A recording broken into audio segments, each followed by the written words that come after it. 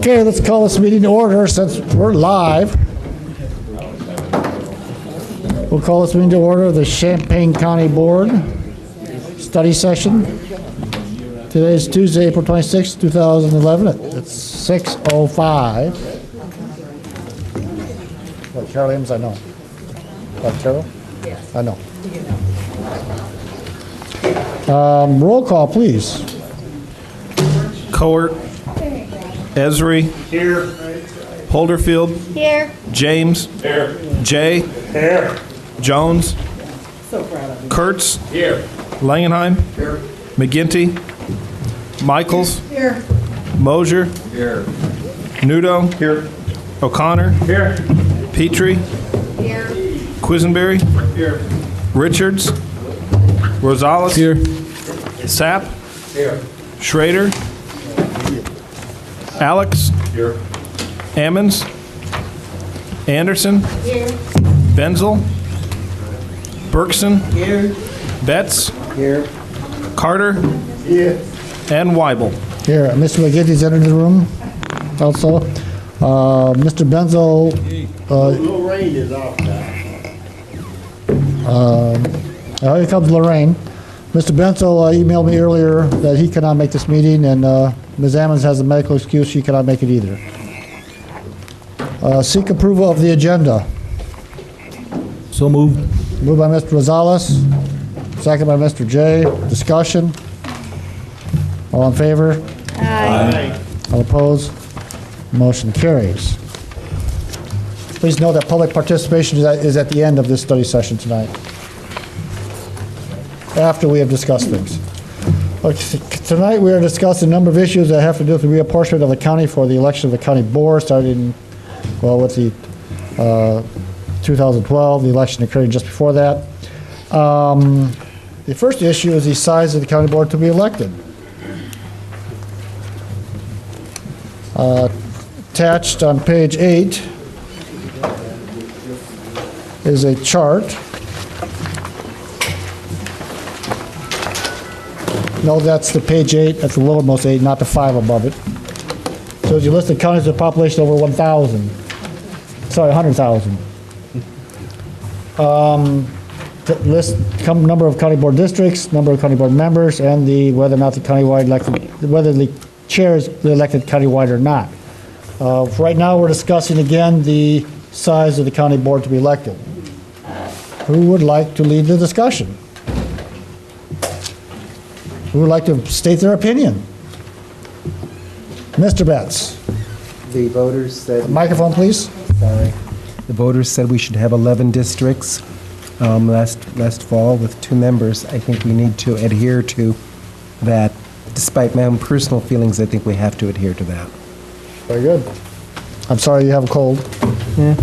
Mr. McGinty. I agree 100%.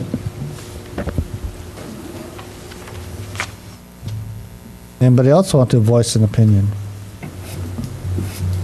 Mr. James, surely you have something to say. Are we open now? For business. Any further discussion on this issue? Get her done. Oh, Ms. Petrie. Yes, I just have an information question. Is our discussion moot? I mean, it's been decided by the voters on the referendum. The referendum was advisory. So we could change this whole thing? Oh, terrific. We have the power to do that. I'm in for the fray here.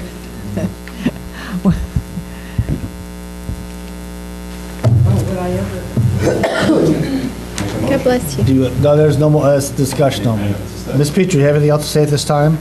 Okay, Mr. Langenheim.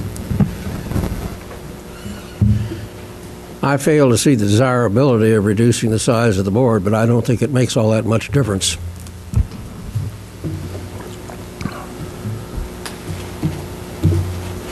Anybody else? Mr. Kurtz. I still feel, and have felt from the beginning, that 22, an even number, even with the rationale that some have come up with that says, well, some of our board members now that show up to these meetings, as we can tell, when it's an important meeting, we all show up. When there's important legislation, we all show up. And to have paralysis, the possibility of paralysis on the county board with an 11-11 split, that is a possibility, would kill perhaps months or years of work on some of the issues that we've worked on. For instance, the Land Resource Management Plan, a 3-year process that could have come to the board at 11-11 split would have killed 3 years' worth of work. In my estimation, there should have been an odd number of board members and worked out the districts from there. Mr. Nudo. Thank you, Mr. Chair. If you look at the page 5 of our write-up here, you see 19 I counties. believe that that's would- page 8. Look, Oh, yes, page 8, thank you. 8.5, it says there. You have 10 with odd numbers and 9 with even, so I fail to see any relationship there to any problem that has been perceived in over almost half of the counties that were canvassed here. And we do have a written procedure on committee of the whole. A tie vote goes forward without recommendation.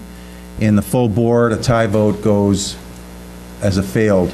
So I just don't understand where we're making something out of this. Now, if we decide to take a decision on a countywide elected chair, you don't have that problem. So it's just something that we ought to take a look at from a standpoint. But you always have people that are missing. You always have people that won't show up for a regular meeting that doesn't have any import. So day in and day out, 9 of the 19 counties don't have a problem with this.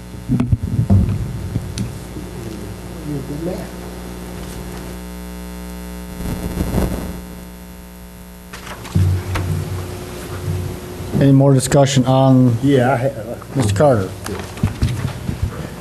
do we have a map present that we can look at? We're actually not talking about the map yet. We'll talk about that later. We don't have the map yet. We're not talking about the map right now. Oh. We're just talking about the My size of the understanding county was board. that's what we was gonna talk about, I'm sorry.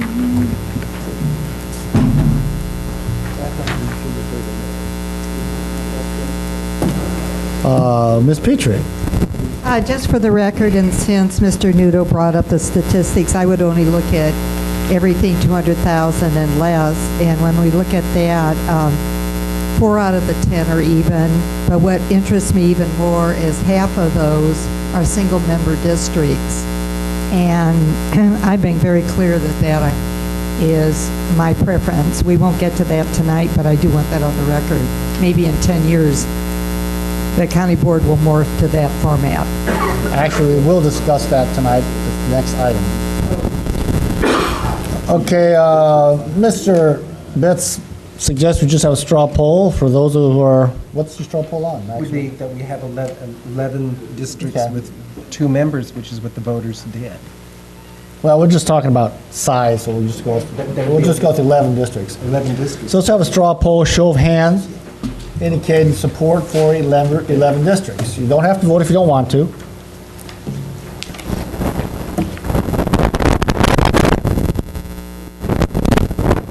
I count 16. Oh, sorry. Oh, yeah, okay. It is number of board members. I'm sorry. Oh, I'd love it at 11, but So, okay, all right. I got sidetracked there. Okay, we talked about number of districts earlier. Okay. I know. Okay, not, okay, let's say we'll go with things a little later. Okay, so we got a majority of people would vote for 11 districts. Okay, let's go for the size of the board, which is number of board members. Which is almost the same thing. it can be. Right. I mean, you probably can take the same comments, and Mr. Betts, you want to do that? I guess I'm going to repeat not? myself. Don't like even numbers. I think single-member districts would be a better solution. But the voters did say 11, 2 members. I think we owe it to the voters to implement, despite my personal misgivings, to implement what they said. We can try it for 10 years. In 10 years, if it turns out that, gee, we want to go to single-member districts, or we want to go to larger, smaller, whatever we can, but I think before we've even tried the 22 members that the voters suggested, I think we ought to actually give it that college try for 10 years. Mr. Mosier. I'd hate to think that I represented 25% of the county geographically, and I was the only person in that district that somebody could contact. I think we've had a benefit of having three. Two's a minimum as far as I'm concerned. That could go out and go from Broadlands clear up to Royal, or from Ivesdale clear up to Foosland, and say I'm qualified to represent everybody that lives there. Ms. McGinty. I've got my personal opinions, but it really doesn't matter. I'm a public servant, and the public was 70+% in the support of 22 members, 11 districts. Mr. Kurtz. I agree that the voters voted overwhelmingly for this change. The problem was they have no choices. If they had choice of 25 single districts, if they had a choice or options of others, we might have seen a different response and a different result. But we only gave them one choice. It's either yes or no on that 22-11. And that's what happened. They voted yes because many of them wanted a smaller board, but that's the only choice they had. Ms. Holderfield. This is just like politics as usual in this place.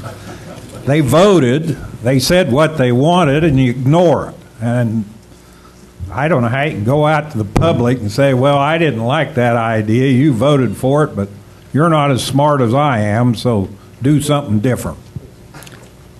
Ms. Holderfield. Wow, I can just say ditto to what Steve just said. You know, I think if we're going to continue to duke this out, it's ridiculous.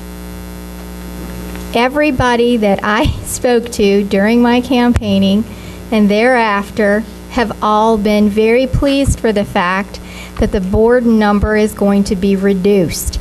If it were up to some other people, it could potentially be reduced to smaller numbers. So I have to agree with Mr. Betts that, you know, it was, yes, an advisory on a ballot. The people have spoken.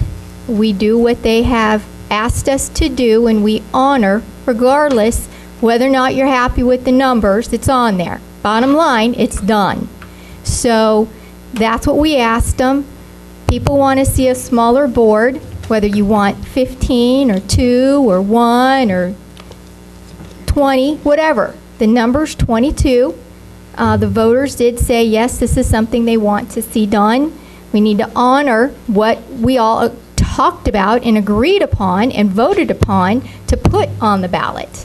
So it was beaten like a dead horse. Okay? So here's what I believe. We need to support what the voters told us they want us to do. Mr. Carter. I'd like to know what part of the map plays with the number of peoples on the board. Look like to me it's territorial, and it's just a matter of redistricting. I don't see what's that got to do with the 22 members. We have to decide how many. Right now, we turn this down. We're not on that yet, Mr. Carter. We're not on that item yet. Not yet, Lloyd. We'll talk about that map in a little bit. Or the size of the board. Right. I thought that was already done. Well, no, we've not actually done that yet. We told that we directed towards a committee, not towards we not made a resolution on what size will be. Mr. James. Well, I was just going to see if Mr. O'Connor would tell me that story about the horse again, so I know exactly how this all plays out. Thank you, Mr. James. Mr. Langenheim. Microphone, please. Again, this is an advisory referendum. It expressed the attitude of the populace at the time the referendum was held. We are elected to use our brains as well as to follow instructions. And if we see good reason for not going to this size board, there's no reason why we should not do so. Are you sitting on your phone? Further discussion? Mr. Betts?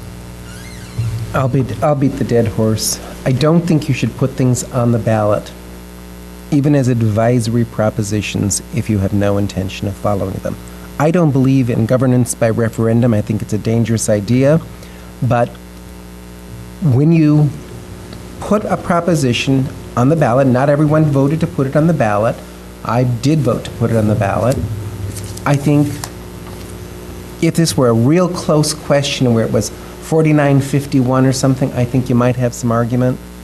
This was overwhelming. Now, could have you put other propositions on the ballot that said single-member district? Would have they passed? It would have passed overwhelmingly. If you'd have, quite frankly, I think you could have put on the ballot, should we increase the county board to 29 members, which we legally could do, and it might very well have passed. But we didn't put those propositions on the ballot. We put this one on the ballot. And I think it'd be a very, very serious mistake to simply ignore those election results. It involves the credibility of the county board, not as individual members, but as an institution. And that is not a partisan statement. As an institution, we have to have some credibility and honor what the voters did. It would be equivalent of when they passed the quarter-cent sales tax, ignoring the result. You can't do that. That is the kind of thing that has undermined the credibility of government at so many levels. Further discussion? Mr. O'Connor? No matter where the district lines are, the boundaries are countywide for all of us. That's the way I've always looked at it. I get citizen inquiries. I never did refer to them as crank calls from all over the county. Most of them friends that have known me before I ever got on this board. But the geography of constituent service is a pretty thin gray line if it's there at all. Ms. Anderson? I would agree with Mr. O'Connor on that. I've had calls from Rantoul from people I had no idea who they were or why they called me instead of somebody else. Sometimes it was because it was a county nursing home issue, but it wasn't always. It was, and they came from various parts of the county. Mr. Carter? Yeah. I'm trying to figure out what is the rejection of the 22 members? We've not rejected that. Mr. We went Carter. in the voting booth and voted for it. So now what? That referendum was advisory. We still have to have a resolution that actually does that. That was an advisory referendum. Well, I thought that shouldn't have been never messed with to begin with. If you needed 27 members 20 years ago, and now the city's growing, the county's growing, I think the people didn't know what you was putting out there. That's what I think. I think that, and if you needed those members back then, and you have this growth, so what's the problem? You have more people to look at and more territory because you're annexing in, and it's just a mess that I see. I don't see why it was ever messed with. Mr. Betts? So, because we are going to have to adopt a resolution at some point, can we have a straw vote that says we as a board support the decision that the voters made last November for 11 districts, 22 members? That's all I'm asking, so that we can have a resolution drafted in proper form. Because I think it has overwhelming support in this body. We can do that. Again, straw vote, show of hands.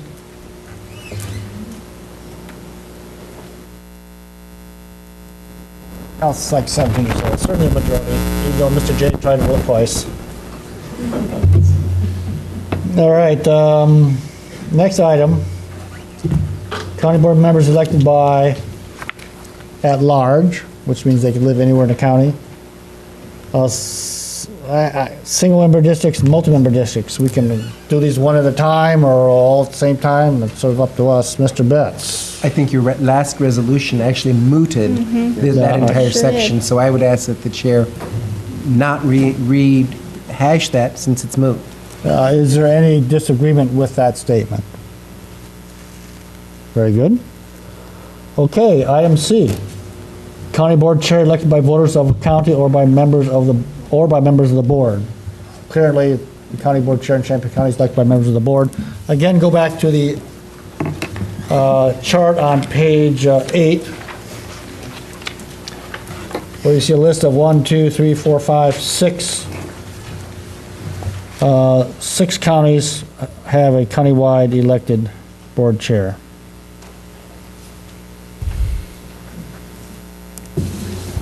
Most of them in the Chicago or St. Louis area, one of them from the center in Tazewell County.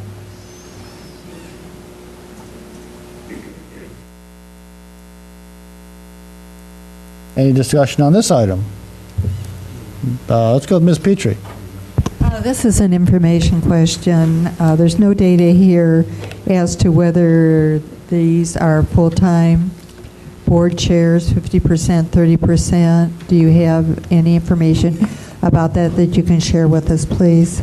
Well, I know DuPage is full-time. Kane is full-time. Kane County is full-time. I'm sorry, who said that? I did. Microphone, please. Kane County is full-time. Kane County? That is correct. Kankakee is also? Do you know if, and the others we don't know? Okay, so we know that 3 of them are, the others we're not sure about.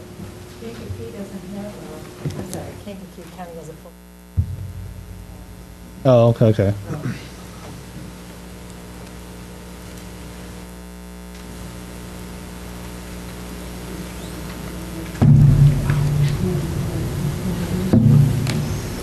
Mr. Betts? I've worked under the current system the entire time I've been on the board. It has its ups and it has its downs. The one thing I think that is very valuable is that the board members, when they select the board chair, and it is done by party caucus, do know the person and know the person's skills and background that come to the position and that seek the position. It is not merely a popularity contest. The board chairs in this county do not have veto power. They are not strong in the sense that, like a mayor, in a strong mayoral system, where they can propose, dispose, and veto legislation. That doesn't exist because we are not we don't have that style of county government. We do have a county administrator that does the day-to-day operations. That is, in fact, more than a full-time job. And we have been very lucky to have some very good people perform that duty. The chair, which functions to make nominations and appointments with the advice and consent of the board, it has worked, and I've been under both Republicans, Mr. Mosier, Mr. Barker, and Mr. Shields. It worked very well under them. It has worked very well under Mr. Weibel, Ms. Wysocki, and Ms. Avery, with the board making the selection. When you make it an at-large election for a position that has a very low salary and does not have a great deal of actual power, I don't know what you accomplish by doing that. You may get a very good elected chair. It's very possible you get an excellent elected chair. But I think the second you have that county-wide elected chair, you're going to change the role of the day-to-day administration in the county, because that person is going to feel like they need to be there full-time. They were elected by all the voters, and I think you're going to change the nature of administration pretty radically. It's also, given the size of Champaign County with over 200,000 people and the cost of elections, for countywide office, it's going to be an expensive proposition to run countywide, and for a position that, I don't want to call you a figurehead, you're not a figurehead, you have some abilities and controls and what have you, but it is not the equivalent of being an elected countywide executive. which that proposition isn't in front of us. That proposition would involve the ability to veto and have your own attorney, et cetera, et cetera. It's very, very expensive, that system. I think the system that we have, with all its pitfalls, and there have been some pitfalls, because there's always a fight over who's going to become chair, that's a part of democracy. We have something that's close to a parliamentary democracy in that the members of the majority party, with advice and consent of the minority, select the chair. That is how it is done in most legislative bodies throughout the world. And it works most of the time. Let's go with Mr. Alex. I agree with what Mr. Betts said. I mean, I was asked this question a couple times during the campaign about whether we should have an elected board chair. I think an elected board chair would be essentially a de facto second county administrator. If the desire of the voters was to have a elected county administrator, then we should have an elected county administrator. But I think it's important to maintain a system where we can hire somebody to be a county administrator based on their qualifications and their executive ability, as opposed to, as Mr. Betts put it, a popularity contest. So I also think it's important that the board chair have the support of a majority of the board. So I would strongly favor keeping the current system. Langenheim. There's one pitfall for the countywide election of a board chair, and that is that the board chair will be at loggerheads with the board from the word go. If the board elects the chair, at least a majority of the board members at the beginning of his administration are in sympathy with him or he with them. The alternative can be pretty bad, and in this county where the balance between the two parties is so close, it's almost certain that that's going to happen sooner or later, and it will not be a pretty sight. Mr. James. So are we saying conceivably somebody at large, whether they've been on this board or not, could run for that position and possibly win? Absolutely. And never have the experience of even working with this board or being here? Is that I don't think we can put any qualifications on it, but I'm not sure about that. I'm just saying that's what the theory is. If I could, like Matt Gladney's brother We'd have or to check somebody the could run. Statute to see if we can put any qualifications on. Are there? It's in the Constitution here. About what, Mr. Noodle? It's the board's choice, excuse me. I don't know what page. You got a page number there? Page 5 of 7. Okay. It says the chairman may either be elected as a board member or elected as a chairman without having first been elected to the board. So I think there's a choice that you can set when you're setting up, whether it's part-time, full-time, you can set all these parameters into motion. Oh, but I was saying, but I'm talking about qualifications. Well, I think that I don't think you can. I don't think you can say the person has to be experienced or not. That's what I'm saying. that's So it could be anybody. absolutely true. Okay, Mr. Kurtz, do you have a comment? The microphone, please. Thank you. On page 3 of 7, section 3, it states that the county board chairman may develop and present to the board by the third Wednesday in May a federalism or an apportionment plan in accordance with the provisions of subsection 1. I'm a little curious. The chair has the right to select an apportionment plan? Is that before? That he gets elected, let's say 2012. Can he then present an apportionment plan? Go to the bottom of the page. It's more What's that? appropriate, and it starts with That's by vote bottom by of the page. It's more well. appropriate to today. It appears that's not very true, but I guess again that's in a county where the chairman is countywide elected. Apparently, the apportionment plan comes through the county board. Yes, basically the chairman. It looks like chairman has first dibs until May 6th. Is that right? On an apportionment plan. That's interesting. So sorry, third Wednesday in May. I'm not May 6th. Third Wednesday in May. But that's neither here nor there. So, but of course, if we went that in that direction, we'd have to deal with that issue. Any other discussion? Mr. Mosier. You look at the population on this chart, Madison and St. Clair are both St. Louis, and everything else of there is north of Route 80. Except for Tazewell. But this is the biggest county south of Route 80 in the state of Illinois right now, population-wise. And I know when I had your job 10 or 12 years ago, I didn't spend the time in here you do. And you look at this board and you wonder who the next guy is going to be and whether they're going to have time to do what you do now with another job, or whether you're going to be somebody that retired and has got time to do it. And I don't think it's a bad idea to look at it. In fact, I'd support it, because we've had chairmen, and I don't agree with Mr. Betts all the way down the line, and he very seldom agreed with me when I was up there. But we've had a couple of dandies in here, as far as I'm concerned, that were really a detriment to what we got done. I'm not naming any names. Mr. Nuno.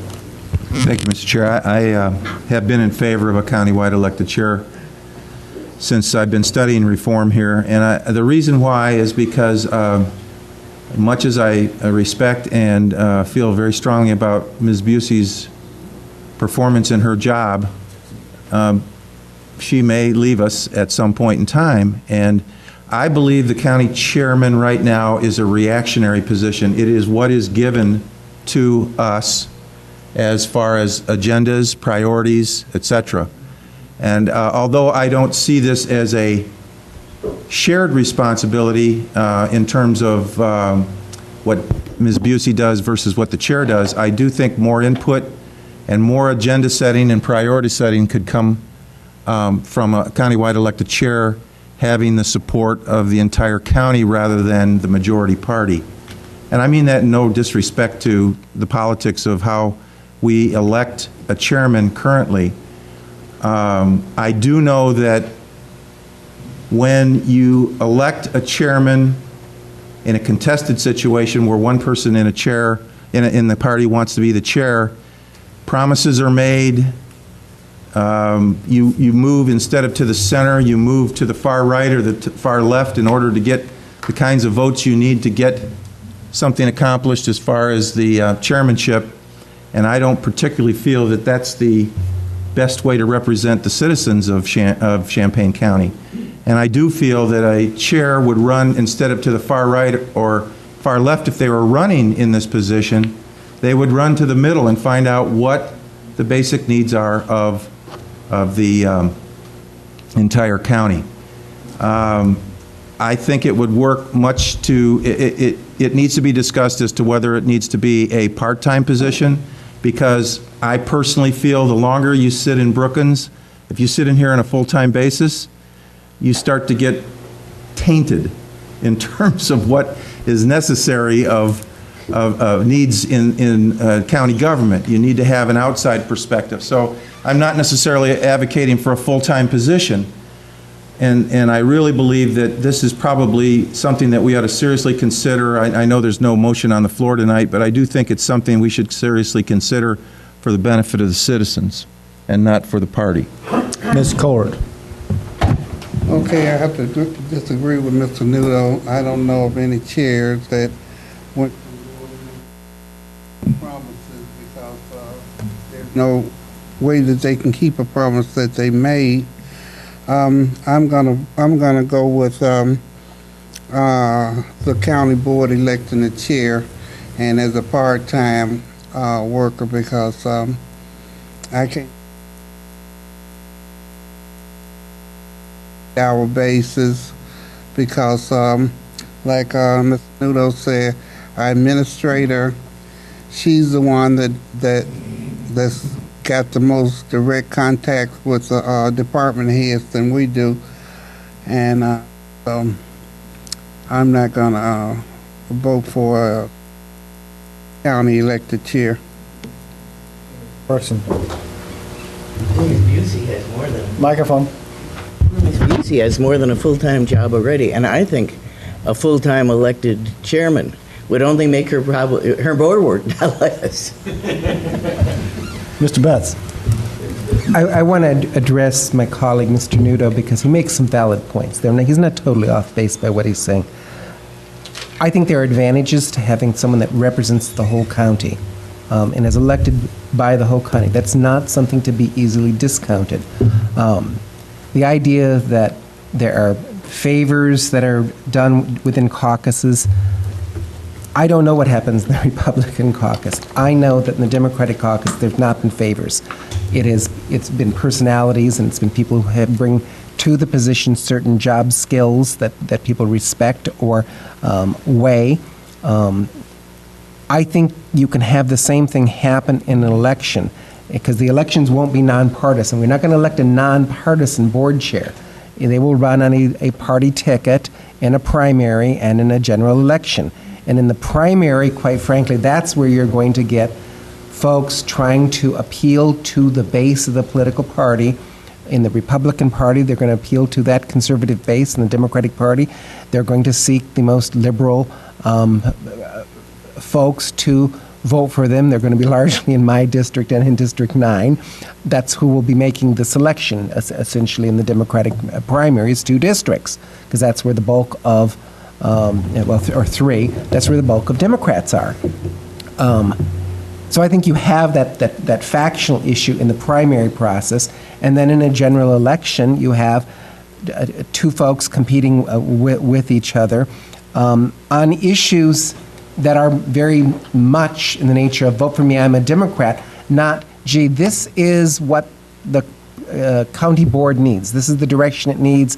This is how we're going to deal with administration. This is how we're going to deal with the nuts and bolts of courthouses and roof repair and plumbing repair and all of the kind of nuts and bolts stuff we do all the time that is not very exciting, that voters don't care about all those details. That's what they elect us to do. And I'm afraid we get into an election for county board chair in the public, and it will really have very little to do with what county government actually does on a day-to-day basis. It wouldn't be the end of the world if this happened, but I think that the parliamentary system that we have right now works pretty well with all of its faults. Rosenberg.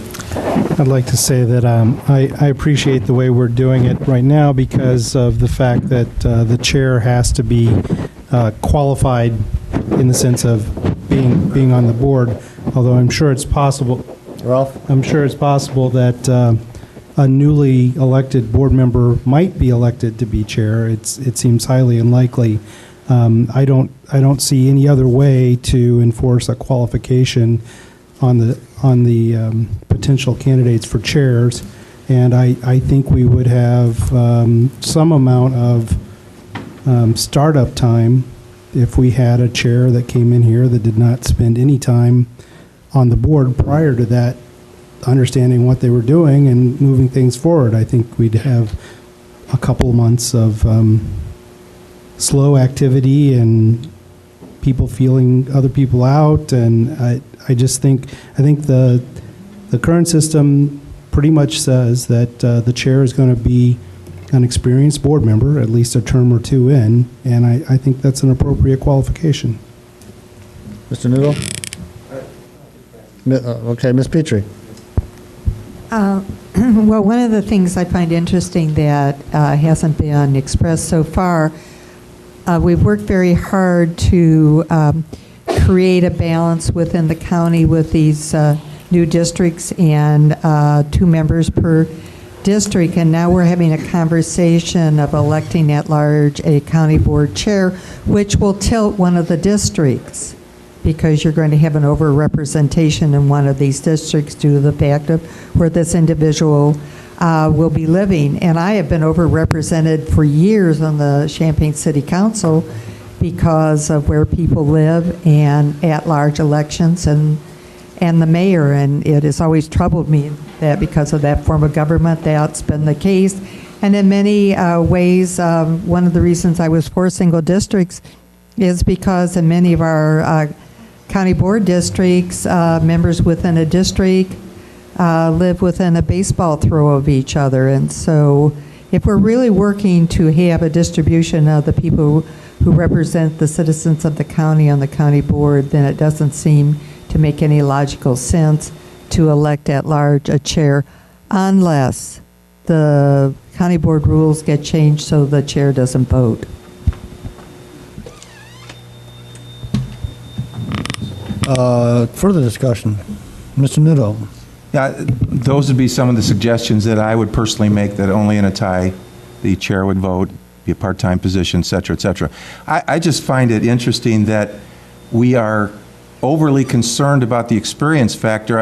How did Mr. Gerard win an election against an experienced mayor, or President Obama, who never, didn't have the kind of experience to be the president that other people have had in the past when they ran for the position? I fail to see that there's a correlation on this experience factor. There are very, very capable people in this county that could run an organization of this nature. My only point is that rather than competing with Ms. Busey's position, that position, the position of county board chair elected county-wide and not from one county, for one district, can be able to help with prioritizing based on what the citizens want done in county government after running a countywide election. So I don't want to belabor the point, and I appreciate the comments made. Mr. Langenheim. There's a concept that comes out of the services. There are line officers and there are staff officers. The county administrator that we presently have is a staff officer, politically neutral by definition. Not that staff officers don't have political positions and philosophical positions which affect how they execute their business, but if they become too political, they disappear. Line officers are policy officers. The county board chairman is a line officer. Now, that officer should be acceptable to the staff that works with him and with the members of the board. And if he's elected countywide, again, I say there's a very real possibility that we will get county board chairs who are not at loggerheads from the word go with the majority of the county board. That does not happen when the county board elects the county board chair. Mr. Jay? Well, God forbid that we'd give the public a chance to elect a county board chairman. That probably would be a disaster. I'm a little disappointed in the discussion about your job, Mr. Weibel, and Mrs. Busey's job. They're completely separate. We all know that. You have a different role to play. You're not an administrator for the county. Neither would this person be. Deb is the administrator. They're separate jobs. They're not the same. I can't believe that this body sitting here saying the people aren't smart enough to elect a person to help run the county. Mr. Carter. Where is the, we have,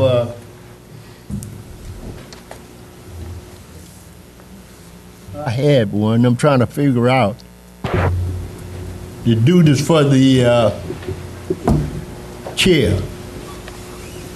Well, they're in the county board rules. But we have a book that tells you what you're supposed to do. Correct. Now, see, this is the problem.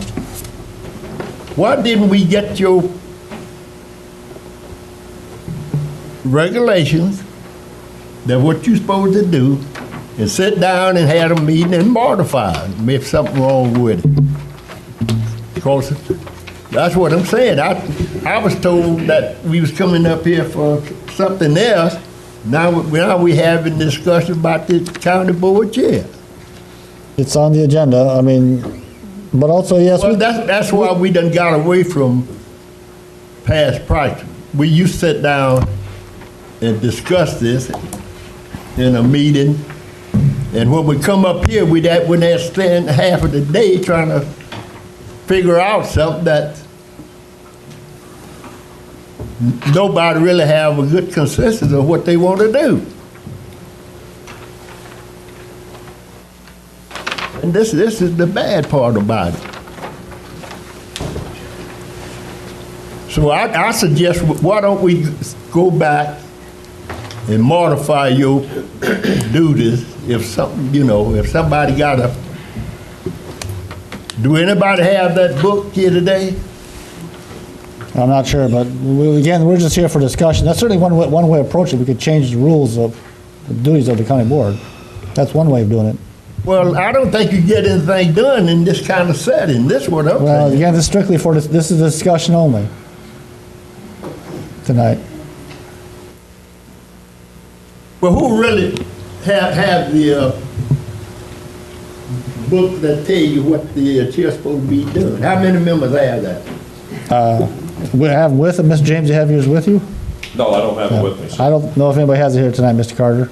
I'll call you tonight, Lloyd. No. What we should have done, had that, and look at it and make the changes. Not come up here and make a whole new, program out of it. I'm pretty sure it's something in there would be beneficial instead of sitting up here trying to make a whole new regulation for him. Oh man. Okay, this just. Mr. Esri, your first comments, please, as county board member. Thank you. Thank you, Mr. Chairman. I would just have to say that I appreciate Mr. Nudo's comments on the qualifications of an elected chair. We accept the voters electing us. They assume we're qualified. Why can't the voters pick a qualified chair? The idea that they're going to go out there and pick somebody that doesn't know what they're doing, that is a possibility. That person can get up to speed. Not that everybody on here who's ever been elected to the county board has ever been qualified. And not that we're new at some point in time. We're all new at some point in time to the board. The idea of a county board chair being new doesn't scare me at all. And if the fact that that person would butt heads with the majority of the board, I don't necessarily see that as being bad either. If you butt heads, the ideas get out there, the potentials get thrown around, and new ideas come out, and eventually a solution will get done, and things will happen. If things don't happen, that isn't necessarily all bad either. Other comments? Mr. Quisenberry. Yeah, it sounds to me like Mr. Esri and Mr. Nudo are still lobbying for a county executive, which would be the equivalent of President Obama, or a person being elected to an executive position where they're expected to run an operation. What we're talking about here is we're talking about the equivalent of the voters electing the Speaker of the House, or the senior member of the Senate. And I think Mr. Langenheim's comments are appropriate. If you're talking about the leader of this group as the county board, it should come from this group. If you're talking about a chief executive for the county, then maybe you have a point there, but I don't think you can have it both ways. Thank you, Mr. Cruz. I'd actually like to make a few comments here. From the experience of being a chair, I cannot imagine anybody who'd want to run countywide for a part-time job. I think you'd really have to be nuts, even more than you are than you want to be on the county board. It's just not worth it, folks. The pay's not that much, and furthermore, I can't see you doing it every 2 years. You'd have to have probably like a 5-year term or something like that, because there are better things to do in life than to run for a part-time job on a countywide basis. I mean, I'm surprised for the mayor of Champaign they do it that way, but again, Champaign is a much smaller area than the county.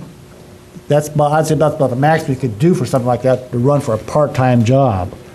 The countywide that's much larger, and that to me would be the biggest obstacle. If you went to countywide elected part-time, you're going to get very few people who want to do that.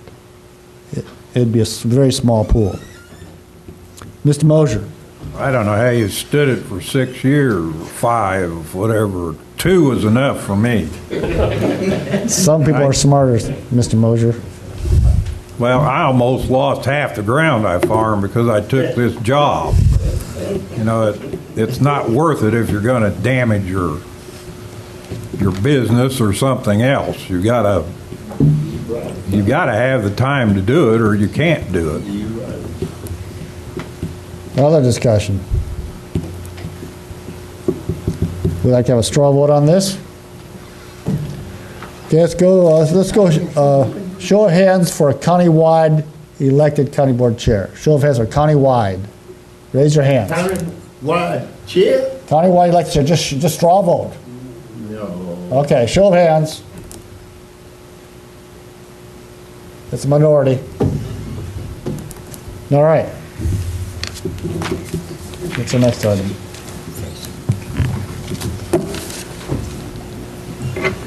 Well, we got 6 minutes. The next item is compensation of members, for members of the county board. Why don't we, Deb, could you maybe explain why we do it now, why the value of doing it, why, maybe say something about the information here, and then we'll recess till after the public hearing? How's that sound? Sure. Okay. I mean, I think that the background and hopefully some options for you to consider are outlined in the memo that was with your packet tonight. The county board has not changed its compensation in what will be 25 years. By the time this goes into effect, well, 24 years, it will have remained at the same rate, which is a $45 per diem. The options available to you are to determine that county board members will be paid by per diem or salary or a combination of both.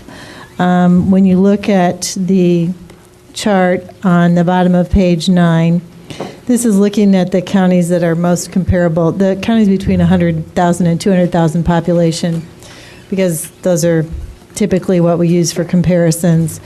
And you can see there's a combination. The column that says board member compensation is the primary basis that they use.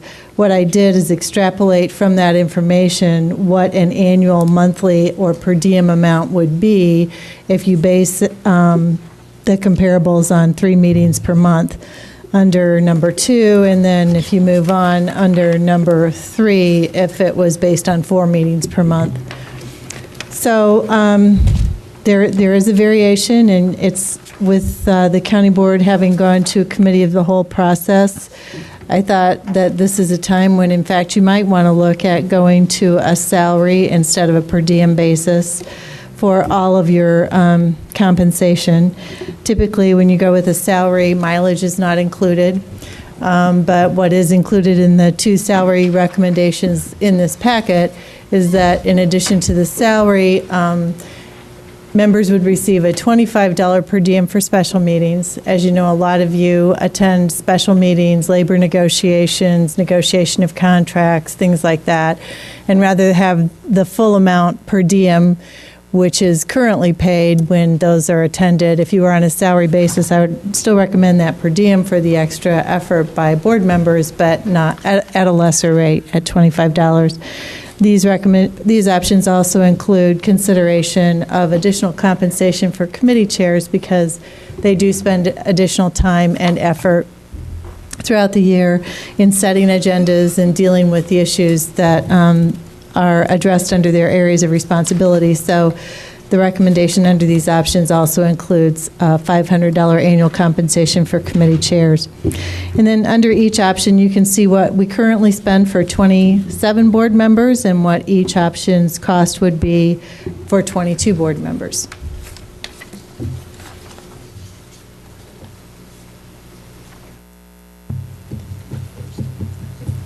And this is actually something to come to the board probably in July or August? No, this is part of the reapportionment plan, determining whether it's salary or per diem and mileage. All of that needs to be determined.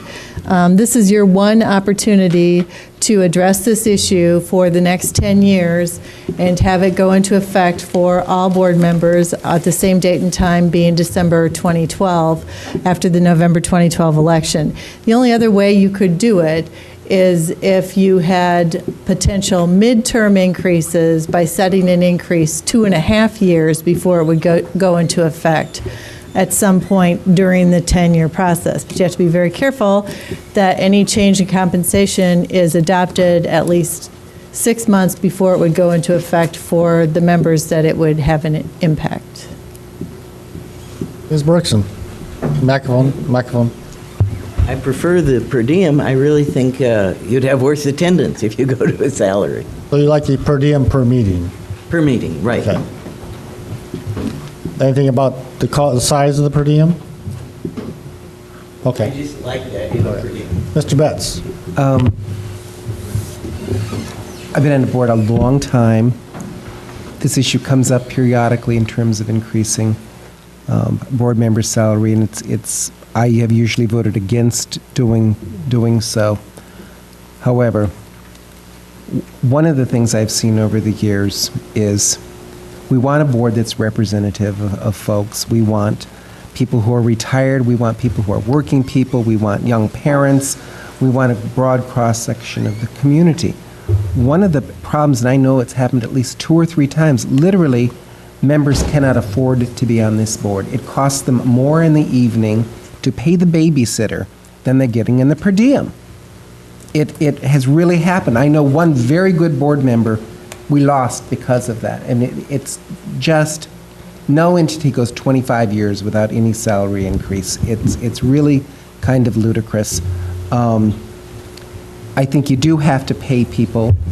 I think all board members should always show up to board meetings, whether they're being paid up $45 or $60. I think that's your obligation when you go to the polls and stand for election. You're supposed to attend regardless of the money. I don't think most people run for this office because of money. In fact, I know of no one that says, I'm running to be on the county board so that I can get $45. You definitely don't run for that reason. It just doesn't happen. But at the same time, you shouldn't lose money. And I know that people who have served on this board who are professionals, and they are going to serve on a committee that meets during the day to do labor negotiations or something like that, they are taking a vacation day, which is quite valuable, in return for $45. You are actually losing money in that situation. And we have a number of members over the years who have lost money and vacation time and comp time in their jobs so that they can serve in the county board. And that's a sacrifice they come to and kind of know about in advance, at least theoretically. But that doesn't make it acceptable. I think we do need to actually raise the amount of money we are paying board members. I think a salary is not a terrible idea. I don't think you need to compensate committee chairs an extra $500 a year. I've been a committee chair for 10, 12 years. I don't think I bring to that an extra $500. I think that's part of it. If you run for committee chair and want to be a committee chair, you do the job and you commit the time. But I do think the idea of having a properly compensated board, I think in the end gets you a better board. Now there are public entities like school boards that aren't paid at all. And school board members have a very frustrating job, and I think it's very hard to get people to run long-term on school boards because it is such a financial sacrifice. But I do think that this is the time in which we ought to, despite the fact that we're in very tough economic times, we can't easily do this again for another 10 years without causing all sorts of problems. So some sort of reasonable, modest increase, I think, is justified.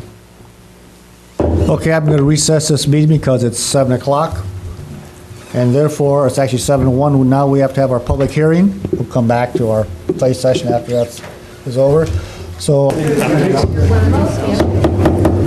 okay, let's reconvene the study session. Looks like we have a quorum here, certainly more than 14. The issue we're talking about, of course, is compensation. Ms. Michael, you want to wait until a minute? Let's go to Ms. You ready, Ms. Michael? I'll give me about 30 seconds. Okay, go with Ms. Petrie. I have several information questions before I feel I can do any commenting. In your research as to what these other 10 counties offer in recompense for their board members, did you get any data on availability of funds to enable board members to have educational opportunities? We did not specifically ask that question, no. Okay, nothing on that one. Okay. And then when you and I talked about information concerning compensation, I sort of indicated an interest in finding out what some of the other boards and councils in our own community within our own county are paid. Were you able to get that kind of information?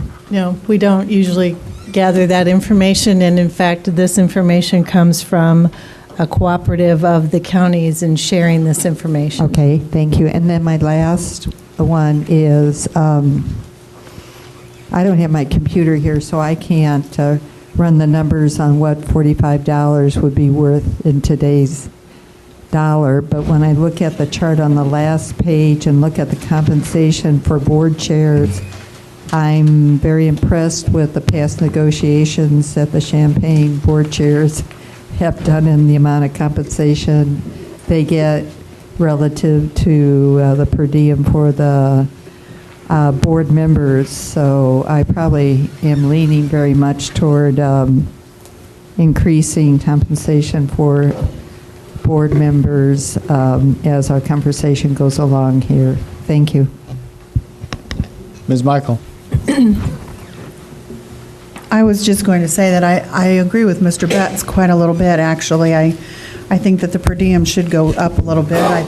I don't feel like the chair should really have that much more. Nobody really does it for the money, but I would like to see the mileage. I mean, there's a lot of us that really come from a faraway distance, and I'd like to see the mileage stay in. I'm not saying that it should go up a significant amount, but maybe a small amount on the per diem. Okay, Mr. James. Thank you, Mr. Chair. I like looking at all the statistics we get and numbers we get, and I've always done that. But I always look at what suits us best. And just because we have numbers of what everybody else gets, I don't always think that that means we should, say, well, this is what they get, we should get this. I ran for this office, and to me, it's a privilege to sit here. If I didn't get paid, I'd still sit here. Do I favor a raise in the per diem? Yeah, that'd be nice, but whatever this group decides on is fine by me, whether it be 45, 50, 60, or 100. But I also think that we need to look at, if we go to a different type of structure of meetings, what that costs the county and how that looks to our employees. That's one thing we should be aware of and take into consideration what we're doing for us. It's the old saying, those in power always seem to bump, and it'll be a substantial increase for us. So let's be aware of that. The mileage, for some of us that live far away, that's quite a nice thing because it more or less reimburses us for the time on the road and the gas and what have you. But if it's taken away, I'm still going to be here because I serve on committees and absolutely get nothing for those. I also think that the board chair, like Diane said, that about the $500, we're all doing the same work. We're all putting in, some of us put in more hours than other. Patsy here seems to really study things, and I think that's great. Do I go that in depth? No. Some of us that have children, when we ran for this office, we knew that. I just think that we need to be fair. We need to look at it objectively, not just raise it because everybody else is getting more money or not more money. That was a choice we made when we ran for these seats. And then also I'd just like to add that I think we all do a wonderful job. And I think that no matter what we get, we'll continue to do so. Ms. Anderson. Well, a few comments. I feel that I can say this because this is not going to affect me. I won't be here. But I do think it's slow. I appreciate Ms. Busey getting all of the figures. It does give us something to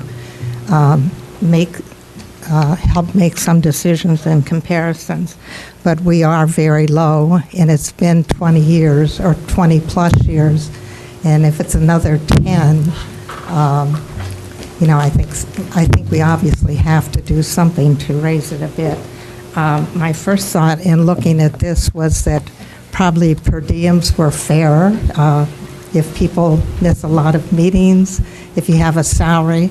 However, I guess I would ask Ms. Busey, if this is a lot less work for our employees who do the payroll and so forth, if you don't have to deal with all these various amounts of travel and people being absent, how many are at the meetings. If it's a lot simpler, that may be why they go to salaries. I'm not sure, but that occurred to me. Would you like to respond? It would certainly be less administrative work, but we're used to doing it with per diems and mileage. And we're used to doing it for 27 members, and you're talking about going to 22. So I would not use that as a criterion for making this decision. And I guess I probably wouldn't suggest going from 45 to 100, but the 77 or somewhere. And I thought about what Diane was talking about. When you don't pay travel, some people live a lot further away, and it somehow maybe the travel makes it a little more equal for people if we do pay travel. But I do think we do need to raise it somewhat. Roger. Could we split this into two votes where we decide first that we're going to stay on per diems, and if that's the will of the board, then talk about compensation? I haven't heard a word about salary, but I think you've got to make a decision which way you're going to go. We'll have to do that, I agree. I don't think we have to do it now, though. We'll have to do that. Mr. Kurtz? Yeah, if I remember when I was first appointed in 2008, there was a lot of talk about that we were going to $100 a meeting.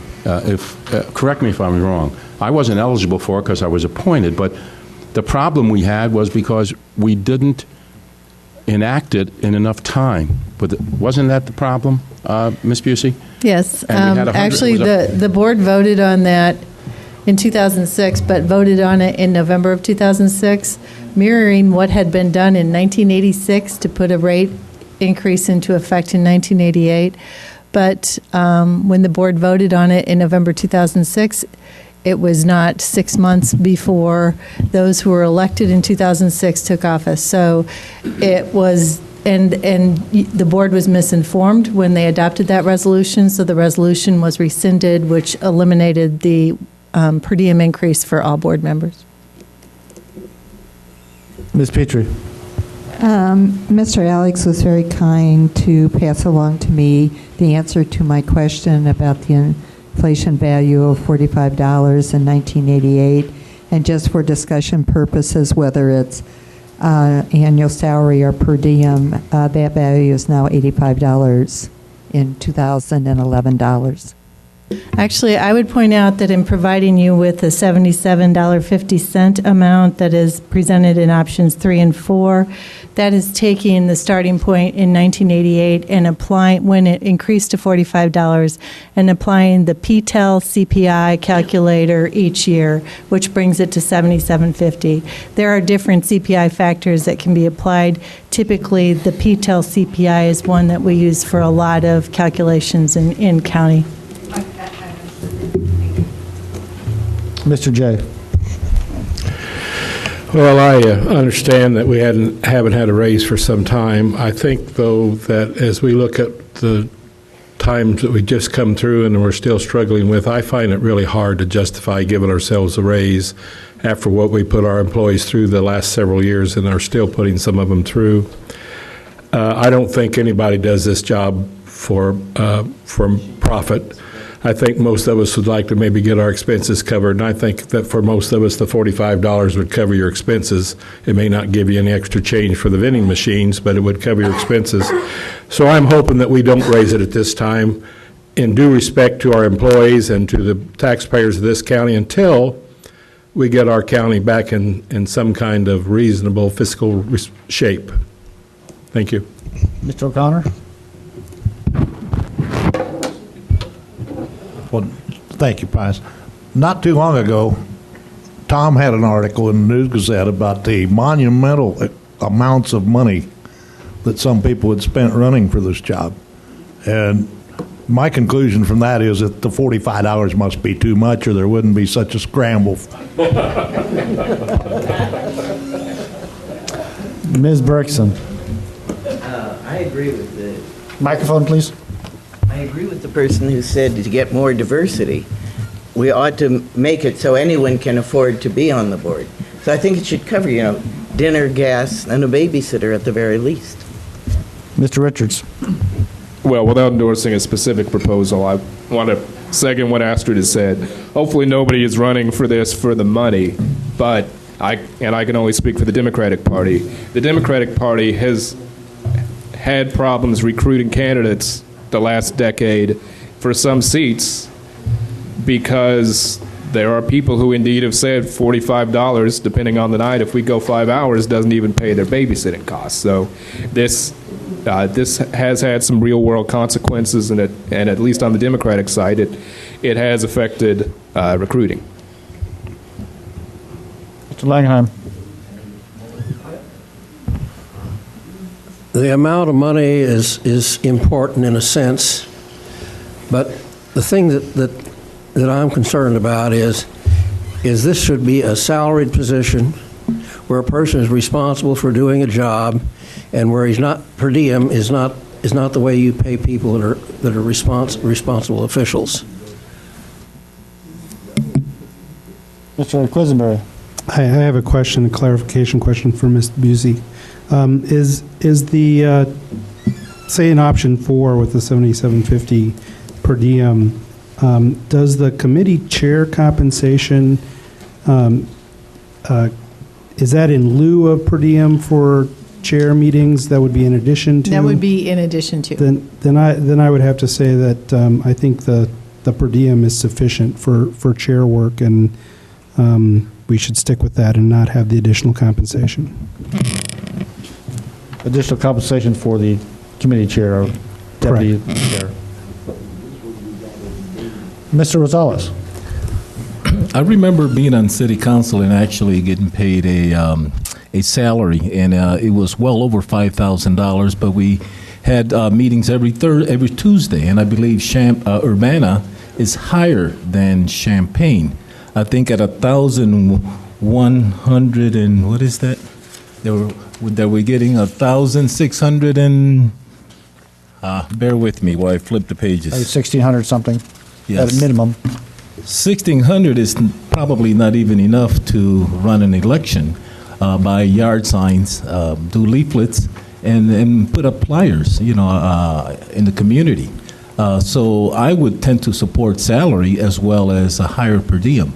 As to what that per diem is, I think it will have to also bear in mind that we are moving from a 2-cow meeting to a 3-cow meeting with some options of study sessions. So we're going to be meeting probably 4.5, not 3.5 meetings. Further discussion. Mr. Betts. I'm like Jan Anderson. I'm not running for election, so I'm not going to get any personal salary benefit out of this. I don't think committee chairs should get an extra per diem. I just don't think it's justified. And I've been a committee chair most of the time when I've been on this board. I don't think it's justified. I think it's always the most difficult discussion to have, raising your own salary. Because you can say, well, look, they raised their own salary, how horrible, and everyone else did this, that, and the other thing.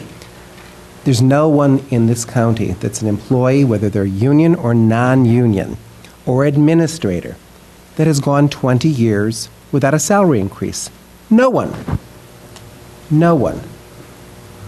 And they shouldn't either. People shouldn't go without salary increases for 20 years.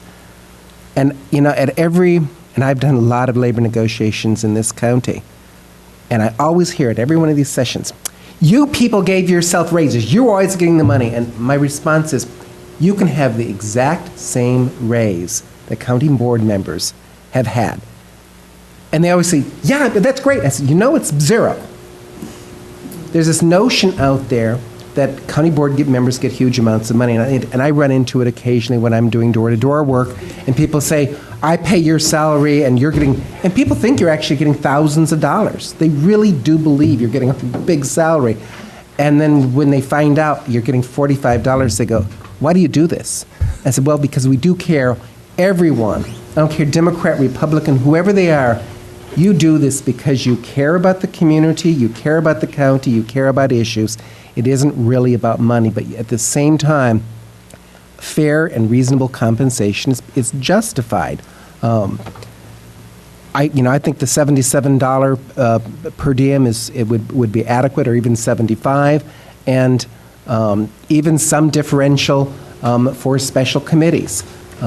But I think leaving it frozen at 45, which means effectively you're going to freeze it for another 10 years, I don't think that's good government. I think it's easy to demagogue the issue. I think we should avoid doing that. Mr. Rosales again. So if I read the chart correctly, I think the total increase that we're talking about, even on the highest option, is about $40,000 total for all 22 members. The highest one is Option probably 1. more than that, but It says proposed 111, current 163. the current is 63, the proposed is 111. Right, so the difference between those two is 50? 50, yeah. 50,000, so we're talking about 50,000. I wonder how much we gave to department heads, because we had to make an adjustment that these positions needed to be compatible to other like counties. And I believe that we made some huge amount of bumps to some of those department heads, more than 3%, which I think some of the AFME employees were kind of appalled, because they were all lobbying me that why do the department heads that make big salaries are getting big bumps and they are getting 1.5% or 2 or 3%. So my thing is here that we are not asking for an exorbitant amount of money, but I think it's something comparable. If we look at the other 10 counties that we have compared our salaries to, we're the lowest paid. We're at $1,600 a year. Some are up to $900 a year and $7,000 a year. And they're smaller counties. So I would tend to support any of the changes, probably even leaning towards number 1.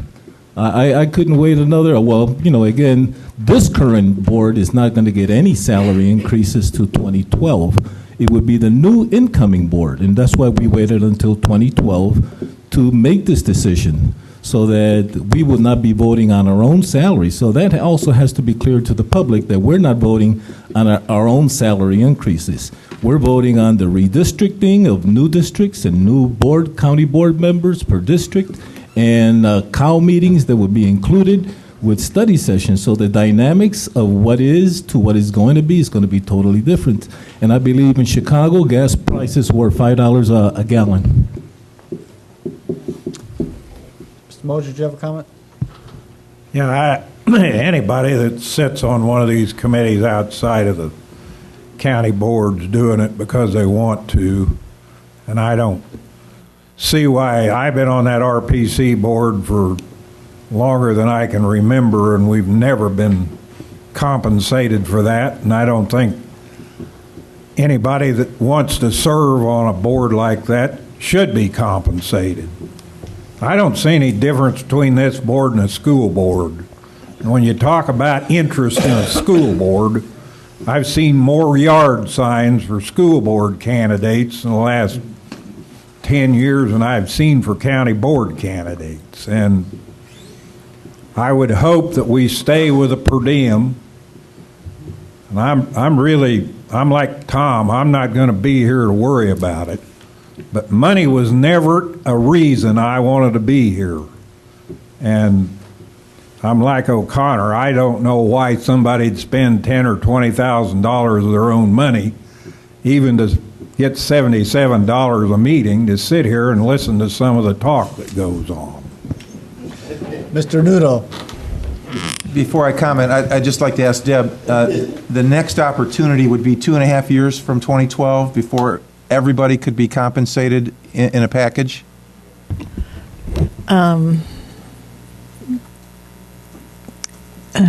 let's see, you vote on it now for November 2012, or you vote on the method of compensation with the reapportionment plan, and while you're doing that, you might as well vote on the compensation to be paid in November 2012, although you have up until 6 months before December 2012 to actually set the amount of compensation.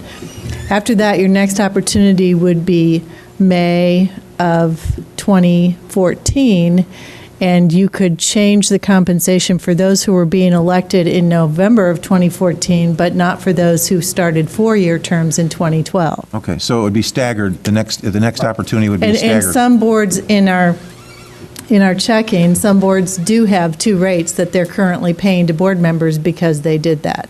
I see. Okay.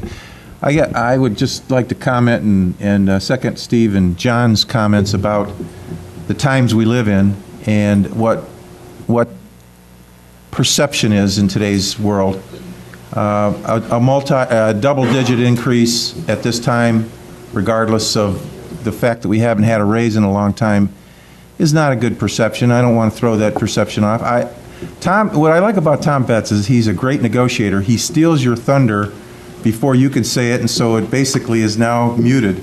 But I agree, though, that the school board is a fitting way to talk about. These are people who are interested in their children, interested in the citizenry, what's the greater good, and they don't take a salary at all. We've been through some tough negotiations with the people who work here and do a fantastic job, and I don't, it's not something that I'd take lightly.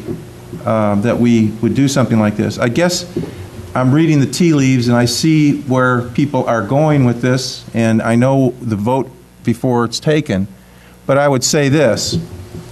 If you could do a hybrid for now, and if you took the dollars we spent this year with 27 members and divided it into 22, actually if you threw in the mileage, it comes out to $60 with no mileage. I don't think that's fair to people who are outside of the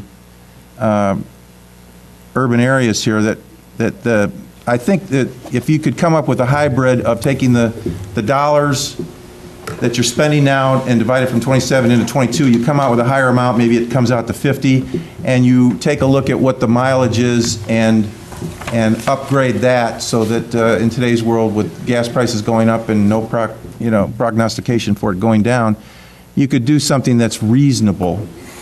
But again, I'm not running again, so I understand that there are other reasons. I just don't buy the fact that an additional amount going from 45 to 75 is going to motivate somebody to run for this. It's just a different kind of animal that we are, let's admit it.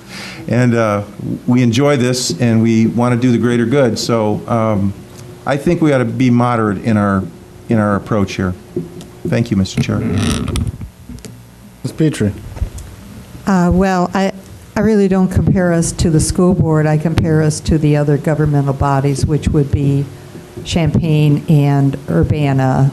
Both bodies pay their elected officials much more than anything we're even discussing this evening. For us to shy away from increasing compensation for the future boards seems to be negligent on our part, and to have a hybrid just to go through until maybe this can come up again seems to be not the best way to go when we're going to have a clean slate of board in 2012. I am very much for increasing it. I'm also very much for mileage. I did not go to a rural transportation meeting in Charleston. When I calculated the cost of the mileage, it was $65 for me to do that. And there's no compensation for a board member to cover their mileage, and that seems rather dilatory in relationship to us doing our job. I wasn't going to Charleston for pleasure. I was going there for a meeting in which I've been assigned as the liaison, and it seems to me that it's appropriate to help county board members do their job appropriately. Further, I am for reestablishing the funds in the education fund for the county board members. It was ridiculous that those of us who chose to go to the Wind Energy Conference and Normal in February were not covered to do that, either the low registration fee or the mileage to go there. The same way with our going to Springfield to the education session for the Open Meetings Act, etc. Our mileage wasn't even covered yet. We went because it was important for us to learn about that, but we didn't get any support from the county to do our job better. Thank you. Mr. Carter. I don't know how many, but I didn't even accept the mileage. I don't even get the mileage on my per diem. I don't know how many of us do that, but I know I didn't. There's a couple that do. I don't know who they all are, but there's a couple that do. Well, there's so many. Only thing I want to have a straw poll on whether or not you want to have an annual salary or not. I think let's go with that, because there's lots of different things. Oh, we do that way too. Okay. Yeah. All right. Let's have a straw poll on who wants to stay with the per diem method the way we do it now, where we get a per diem plus mileage per median. Okay. Show of hands. Clearly a majority. All right. Next item. The apportionment plan map. That map is Plan 1E Revision 1. We have a couple people here. Obviously, Mr. Winkle's here. Also, Mr. Levy's here from RPC. Do either of you wish to make any opening statements? Or make themselves available for questions? I'll also point out that I think all of you have received a minority report at your desk. Good evening. My name is Andrew Levy. I work for the Regional Planning Commission. I'm a planner there. Just have a quick handout in relation to the meeting that was held Thursday night. There was a discussion on last Thursday night, discussion on how the new map compares to the current county board map. So I went through and did the statistics, same thing that we've done for all the ones that we've done so far, just to make you all aware of that. So if I can pass that out.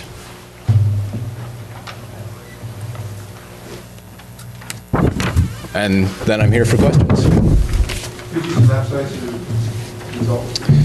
Yes. So the 2001 redistricting plan, Okay, Stan. Get a hand, Mr. James. We disrupted. You guys get the right. A brief history on the 2001 redistricting effort. It was initiated. There were an error in the census records was discovered, resulting in changes to the population figures that were used. I've listed on the bottom of the page essentially a statistical summary. You'll see the 2001 plan updated. That refers to the numbers that were changed. The 2001 plan original refers to the numbers that were reported specifically by the Census Bureau. So you can see the absolute mean deviation is 13. The 10% rule that we commonly know of as in redistricting for the updated plan was 0.29%, so much far below. Thank you. Far below the 10% rule. The original on that same column, that's the overall range percent variance, which is about 5 columns over, was at 7.53%, still below the 10% range. So that's all good and well. Looking at the race and ethnicity, there was not a minority-majority district at that time. I did not determine why that was. I did not look at the maps to show that. Compactness, it ends up that this is considered right in the meat of the compactness scores that we provided for the 30 or the 22 initial maps. The average is above the proposed. So minor better score. But as the gentleman spoke of earlier, the compactness scores are really intended as a general guide. All of his comments were spot on, but we did want to provide those tests for comparison. You'll see the rows above where the plans are shown. We provided the high, average, and low statistics. That's to give you just a comparison. I feel like these statistics are much more useful when we're looking at comparative analysis. And then rule compliance, number of precincts. I think this was specifically referred to at the meeting on Thursday. 22 precincts, 9 townships, 3 municipalities. That's just a general overview of that analysis. I have a question. Sure. Go ahead, Mr. Rosales. So am I to believe that this is an entirely new map from... No? That was the original. Sorry, sir. So this is 2001. That's the current map. This is the... This was my response to the comments on Thursday. Okay. This was provided to the commission at their first meeting. I just summarized it for you all tonight. Ms. Petrie. Yes, I have a number of questions to run through with Mr. Levy concerning the methodology of mapping and the weighting of the criteria, and some of this is triggered by the memo from Mr. Nudo. My first question has to do with where within the county the various maps were started in the mapping process. The program that we used was an automated program. It randomly selected points within the county and then expanded out from there. We did not do an analysis of where those points were, but they were random. So there's no way of knowing on any of the 22 maps that were produced by RPC where it started? No, I don't know. All right, then I'd like to focus on the 5 criteria that were set up in the resolution. Were each of those criteria given an equal weight? Yes, they were. And they were never rotated? No. As far as strictly weighting is concerned, there were never any weights given to any of them. Okay.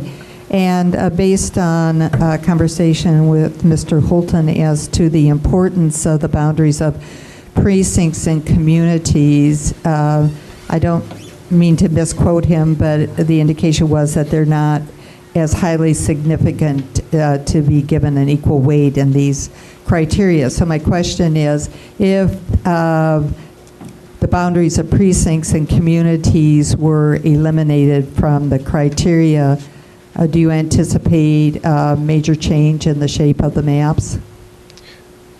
Yes, that would have significant impact on any map that would be created. Okay, and then that would leave 3 or 4 criteria left. If the weighting of those criteria were altered so that they weren't all even, would that again affect the outcome of the maps? I believe so. So maybe some of the important aspects of what we need to discuss this evening is how important population variance is, compactness, communities of interest, then, and we might agree that they all need the same weighting, or we might agree they need some different weighting. Would that be helpful for you and the commission?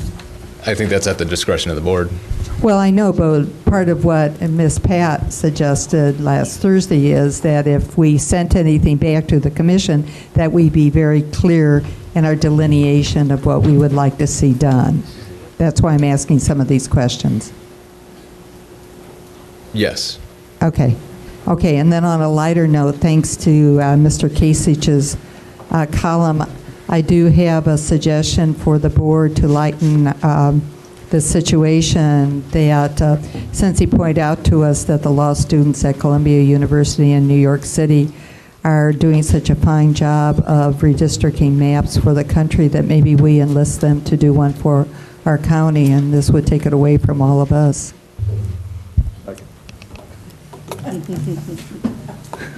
We are, that's funny. Further questions for Mr. Levy? You have a question for Mr. Levy, Mr. Carter? Is it a problem to put the streets on the map?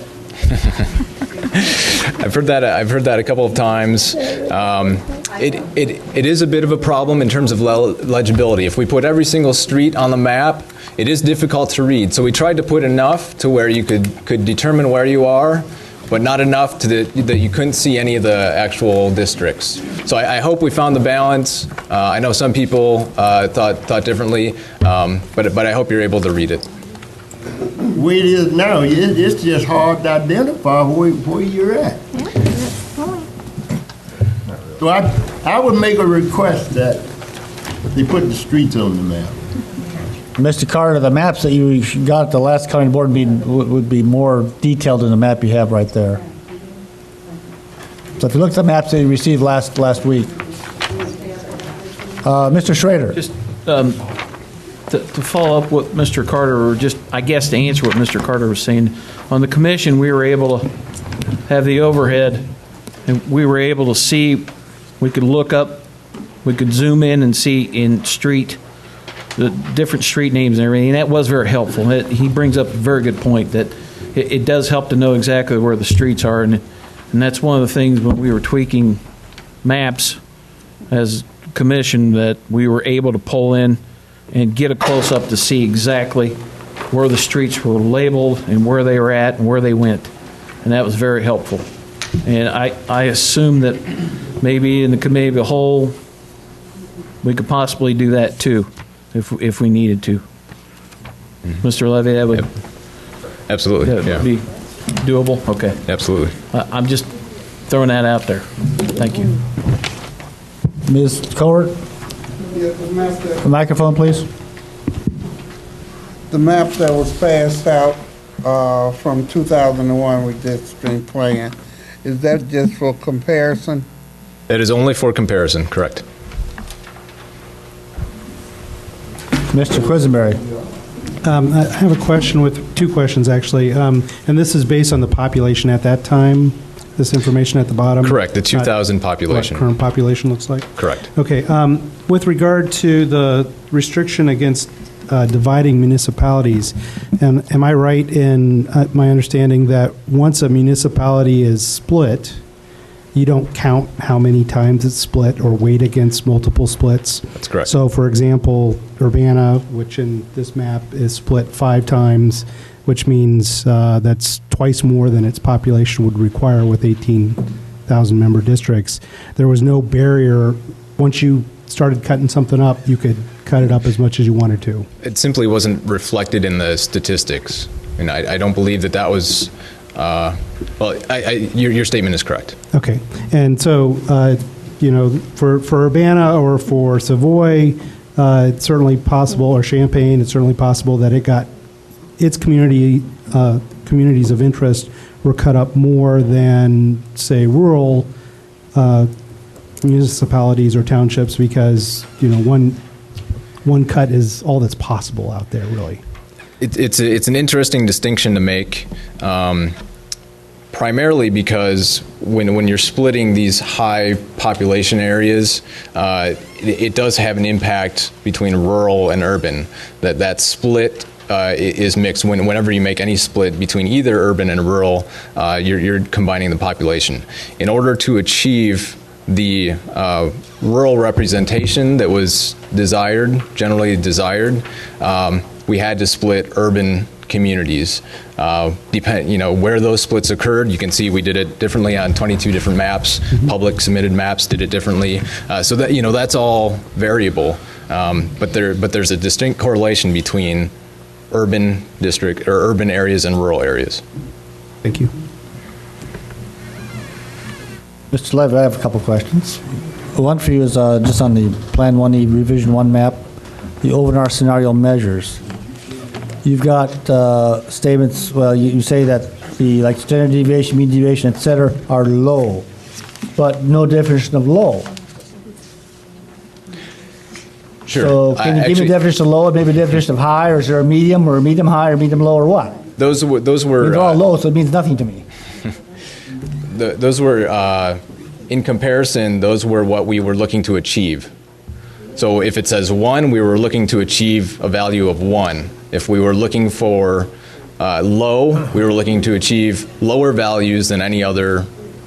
Like a low value would be considered good. A high value would be considered not meeting the criteria. You don't define what the high or low values are. Right. So we did all 22. That's all reflected in the high, average, and low. So once we had our 22 maps. So that's based on the 22. Based on the 22. Okay. Yeah. It was our universe. But where's the low cutoff? I possibilities. mean, is the lower 1/3, or is there a certain? It varies. It varies for each measure. But somewhere you can produce those numbers or those cutoffs. Well, let's see. What's the example that I'll use? If you look at overall range ratio, I believe that was a value of 1. Okay. That would mean no deviation. Okay. So that 10% rule would be 0. So we wanted a value of 1. If you look at the overall range percent variance, that was probably a low, indicated as low. It's so variable. We didn't come up. We knew that 0 wasn't the answer, but low what was the answer. So it's really just a general indication of values that we were looking for. So you should have said relatively. Not the ideal. You really should have said relatively low. Maybe. Sure. Because we weren't given specific targets to hit. So this was just generally the location that we were going with the numbers. Okay, the other question I have is in the process of creating the original maps using the BARD software, I believe that initial runs you produced maps which had population deviances which are too great. Is that correct? That's true. And you had to manually manipulate some or all of the maps? All of the maps. Now, how did you decide how to manipulate those boundaries to get maps with population size that fit within the desirable? That was based on the guidelines set forth in the resolution that the county board adopted. We used the rules that said, equal population. That was priority number 1. I guess the question: how did you decide which boundary to move? We took, so as you can see with the plans, and I believe this was explained before, we had 5 different starting points, 5 different seed maps. We started from different locations when we were moving boundaries: urban, rural, northeast part of the county, southwest part of the county. So we started in different locations to come up with alternatives. And so then our boundaries were changed to, townships were not to be split. So if it was close to a boundary line, Well, I mean, it was essentially a spatial. I'll try to move this one here, see if that works. It was a spatial calculation. Whatever was near the nearest boundary that we weren't supposed to split, we tried to move it to the closest. Spatial calculation mean, how did you derive that? Is something you actually looked at or actually made a measurement? No, visual. Visual. So it was just, okay, I'll move that right there. Yeah. Yep. Absolutely. And was this done for every map? That was done for every map. That's the methodology. So it wasn't necessarily truly random. You can't no way of measuring. You can't say it's random. So that the seed aspect of it. That aspect absolutely is not random. The seed map, the generation map, I understand that, is random. But yeah, in order to comply, the correction, you cannot say that's random because right. Absolutely, you're absolutely Okay. right. Mr. Kurtz, microphone. As we talk about comparisons, let me make sure I have the right numbers here. On the 2001 map, the absolute mean deviation was 13. Plan 1E is 158. The mean deviation percentage variance was 0.007, and the absolute overall range on the 2001 was 58. Here we have 1E with 0.95 and 528 difference. Wouldn't you say that the 2001 had a better one man, one vote ratio than 1E does? Not knowing what criteria were used, I don't feel like I can. Just looking at the numbers. I don't feel like I can claim one thing or the other. Well, when you have 58 on one and you have 520 on another, that doesn't tell you anything?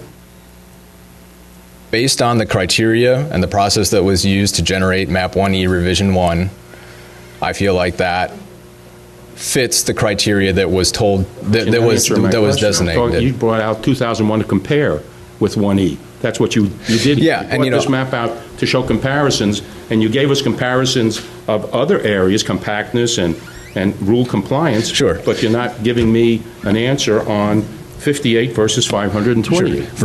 For each of those measures that you listed, the 2001 plan achieves closer to the desired measure.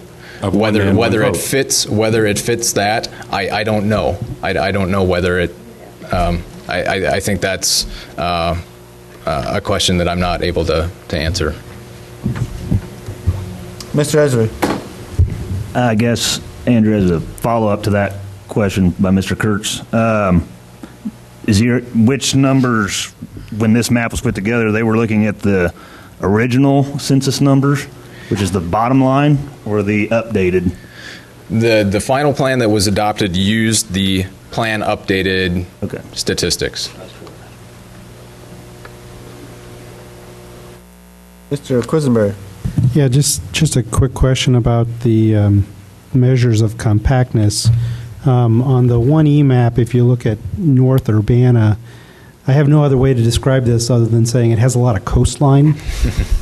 Which of these measures of compactness address the length of the border as opposed to like area from like the center of a circle? Sure. The ROEC test, ROECK, that was specifically meant to look at that issue.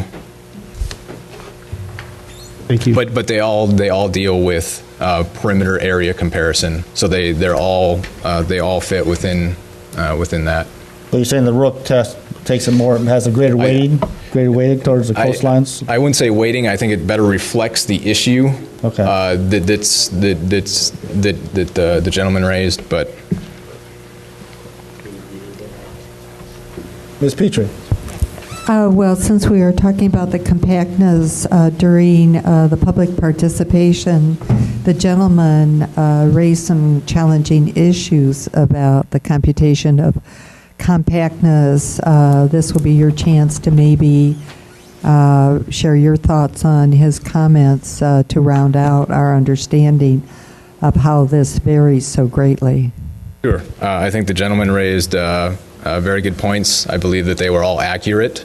The intention of providing these three tests were to give a number to that concept. So that it was provided for in the resolution, but there was never a measure that was developed for it. So I did research to define what other places do, what I felt were common. The Pulse B Popper, actually all three of these, the Pulse B Popper test and the ROEC test were both used in 2001.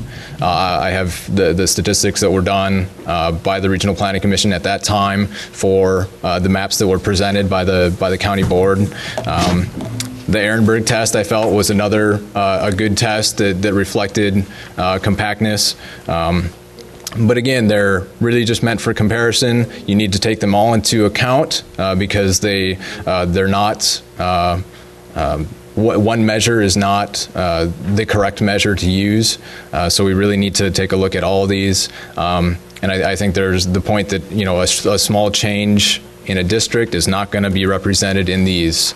It's more of an overall, in my opinion, is an overall measure of compactness for a district map. I'll follow up. So back to my previous questions to you in relationship to negating the boundaries of precincts and communities, that could in fact improve this compactness. I believe it's possible. All right, thank you. Mr. Mosier. I don't know how you can compare 2001 to 2012 when this 2001 map, and I went back to the 1992 map, and both of them were political.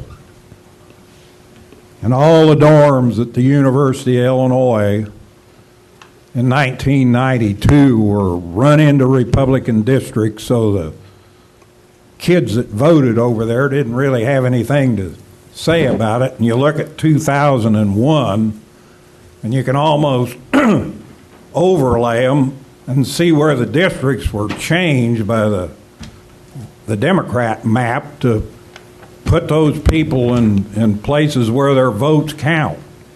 I know in my district, in 1992, in O'Connor's district, we had all of Savoy. In 2001, Ralph ended up with the north end of it, which was the most Republican part, to neutralize that vote out there. And then you ran a line clear over to 57 into Cherry Hills, where you knew there weren't any Democrats. You ran a line out past Urbana, St. Joe, past 130, so you could get Steve Beckett in District 9 because he lived in Arrow Place. And I can go back to 92 and do the same thing the Republicans did to cut a safe district. And I'm afraid I'm not afraid, I know. I'm not going to run again. I don't care what district you stuck me in. If it's another political map, it's going to look like 2001 again. And if the Republicans were drawing it, it'd probably go back to what it was in 92 to reflect the growth in Southwest Champaign and Savoy. So when you take the political out of it, I don't know how you can compare 2001 and 1992 to anything you people generated, because that was not a consideration of the computer.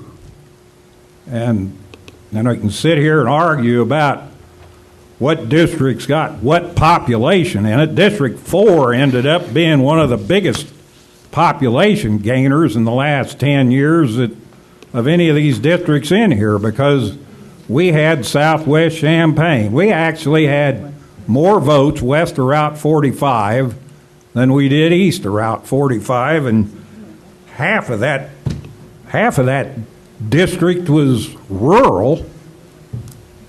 And that's just the way the growth patterns are. I mean, I don't know how you sit around and draw a political map with political people and make anything but political out of it.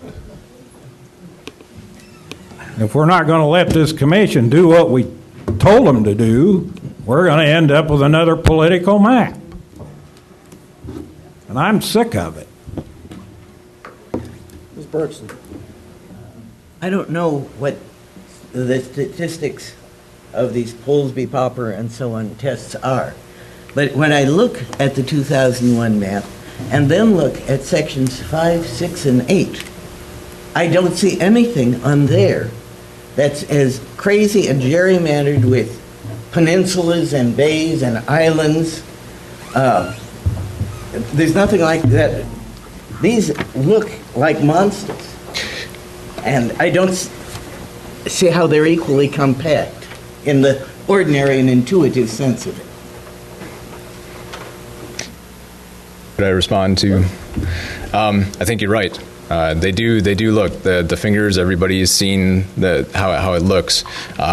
One thing to consider with the term gerrymander, as we defined it, it is to draw a gerrymander would be a map drawn with political intent, political motivations. We did not do that. We did not account for anything. So in terms of that, we achieved our first goal of delivering a non-gerrymandered map, because we did not account for anything that was political. Yes, you do see fingers. It looks like it's gerrymandered due to the shape of the municipal boundary. If the municipalities were circles or squares, then I believe you wouldn't see those kind of shapes. But as we adhered to the principles that were drawn up by the county board, we stuck to those boundaries on some of these maps. If you go back to the 22 that we draw, not all of them have those. The maps in Series 5, there are a number of those that are complete squares or rectangles. So you can see that we did look at some of these options. This was determined by the commission as the most suitable map to bring forward. But, there has to have been a reason. If the computer kicked out compactness, there has to have been a reason for having two big guys with a little bridge in between, or these huge deep inlets and islands in 6. And it can't be just the boundaries, because you put each city in about 5 different districts. Sure, and those measures are a reflection of the maps, not how the maps were drawn. So those compactness measures are a reflection of what came out. Don Astor? Yeah. Okay, Mr. Schrader. I think what might help too, and for the board, is if we would have a map this size, and if we have the overhead at the committee of the whole, that would show the boundaries and population.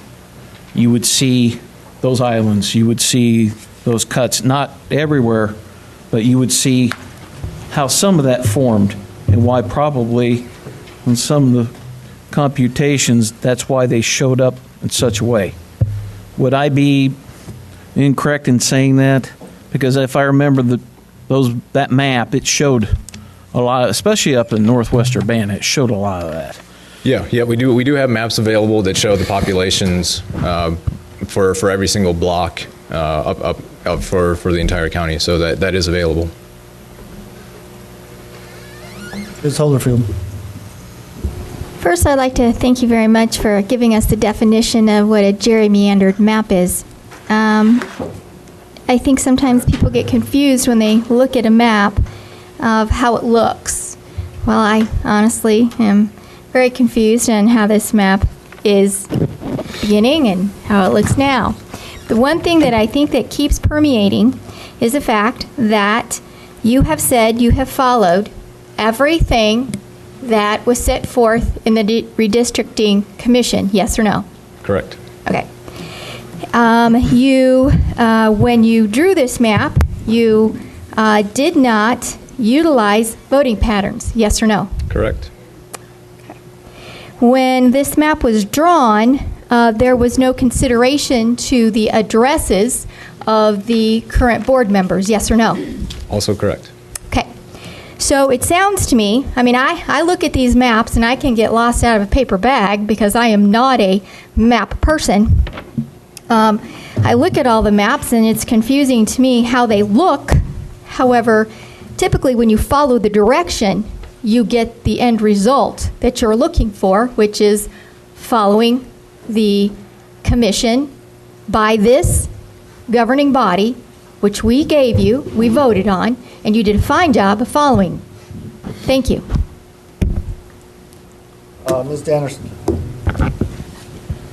And yet, at the time we were discussing the commission, I can remember people talking about how the map of 2001 was all this jagged and how they wanted something more compact and not so irregular. And we were sold on the commission, from comments like that.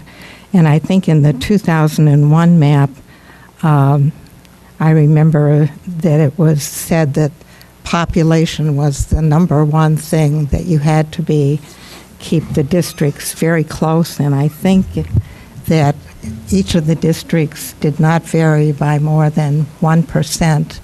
And I hear you talking about the 10%, but I was under the impression that the 10% was could be allowed by some precedent that was set in order to achieve having a minority district, but that for other reasons, you should keep the population as near as possible.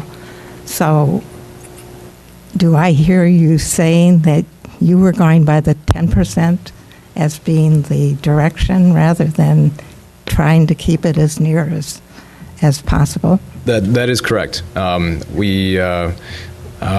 can see that we did provide some maps that are far below or below the 1%. We never found any state law that said, you know, what percentage was needed to be achieved. 10% is generally used. There are also instances nationwide, not in the state of Illinois, that to achieve a minority majority district, you go up to 16%. There is case law for that. So this is a guideline. It was not established as a rule for us, but we thought it was an appropriate guideline to use. Mr. Sapp, are you structured or you have a question? No, I have a question. Okay. Well, actually, I have a comment. More than a question, maybe, or take it either way. I guess there's been some reference to this here that's floated around, I guess, hand-drawn off the maybe, I don't know, but if you look at number 8, and you go back to 2011, you can almost lay number 8 over the top of the city boundaries from the map back in 2001. So one of our guidances was to try not to split the municipalities and the cities and the interest area, which to me, if you go by that number 8 and you look at that, how it jots up there, it looks like to me that they tried to keep that point of interest in, which is urban. And then if you go out to number 5, which has been referred to, how can you have this little jagged piece here and a big piece up here and a big piece down here? If you go to the 2001 map, you can see exactly where that jog is. And you can almost trace out where this growth in the city of Champaign is and this growth in the city of Champaign. Now, if you look at the way this map was drawn, they didn't take any of that into account. They went down through and took some of that and put it out into the rural area. Same down here in 9. If you look at, according to the new map, 10, it almost runs at the south boundaries of Urbana, where in this map it jumps clear out into the rural area to grab some rural. Well, what's the interest there? Rural and urban. If you're looking at interest, you're looking at urban. So I guess I can understand a map that has this type of design if it's going by city boundaries and by municipality boundaries and by things of that nature. So it's interesting to me that what they came up with, if this would have been looked at by city and municipality boundaries, probably would have looked the same. Mr. Kurtz. Thank you. I have a question. We had a number of maps, 25 plus 22 plus 3 others that came from a revision of one and then a couple of outside maps, one from a commissioner and one from the outside, 2 from the outside Farm Bureau and Mr. Thorsland. And Ms. Hollifield is stating that this map is what came out of the criteria that we sent, but weren't there other maps that we looked at that had better criteria than this map? True. Right. And so why is this map, which doesn't have as good a criteria as the ones we left behind, the one we're looking at today, if she wants to go by the criteria that we gave you, there are better maps that are sitting there that have a better statistic. Isn't that correct? That are non-political. So why are we sitting on this map and not some of those others when I requested in the commission to have more than one map sent up so that we have a comparison and so we can look at that? Isn't that true? That we have other maps in the commission that are much better than this map? Yeah, that's true. Thank you. Mr. Richards.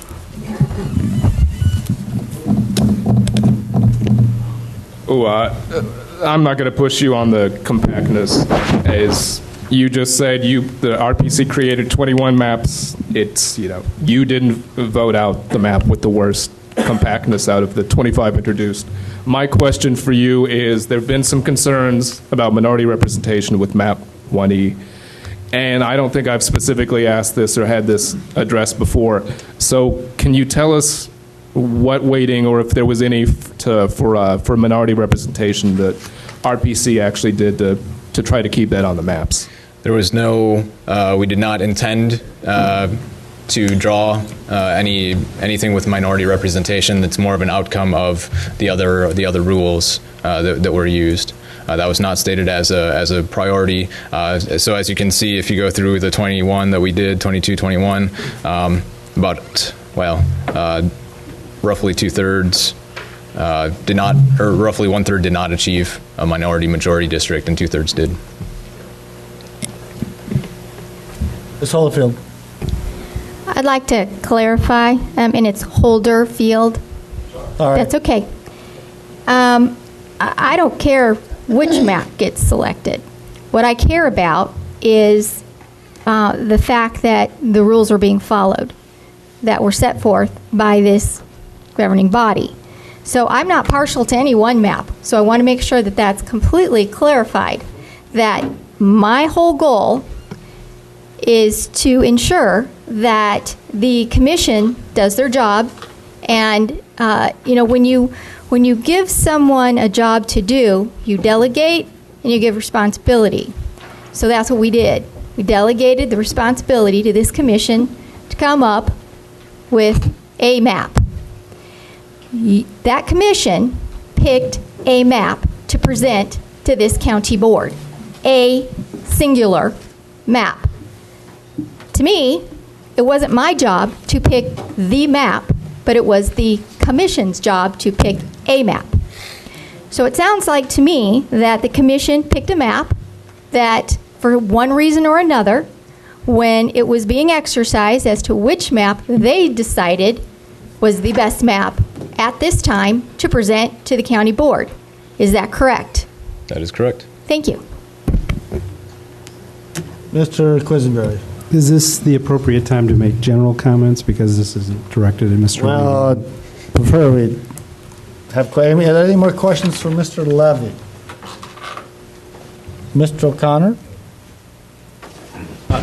Not so much a question as a statement, please. And Willie Sutton robbed banks because that's where the money was, right? Cities have to be cut up because that's where the people is. Would you agree with that? To some extent, I would. Okay, you have a question, Ms. Yeah, I Anderson? do. Looking at the cities, you talked about areas of interest, and I think I was hearing mostly urban and rural. But in dividing up the cities, what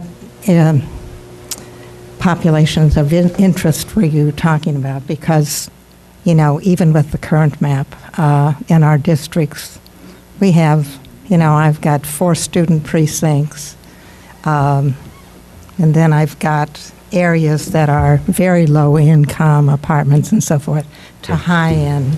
So, there's a lot of areas of interest within the cities, and if you're trying to put people of interest together, I guess I'm wondering how you do that. Sure. The commission identified one community of interest. That was the Hill Street neighborhood. So we did make a revision to incorporate that, but that was the only one identified by the commission other than the rural urban. I believe that one correction was you moved the boundary a bit further south to, it was north of University Avenue, you moved it down south to. Yep, there was a University shift between District 6 and 7. Part of it was raised and part of it was lowered to hit population. But yeah, that area was changed. Further questions for Mr. Levy? Ms. Petrie?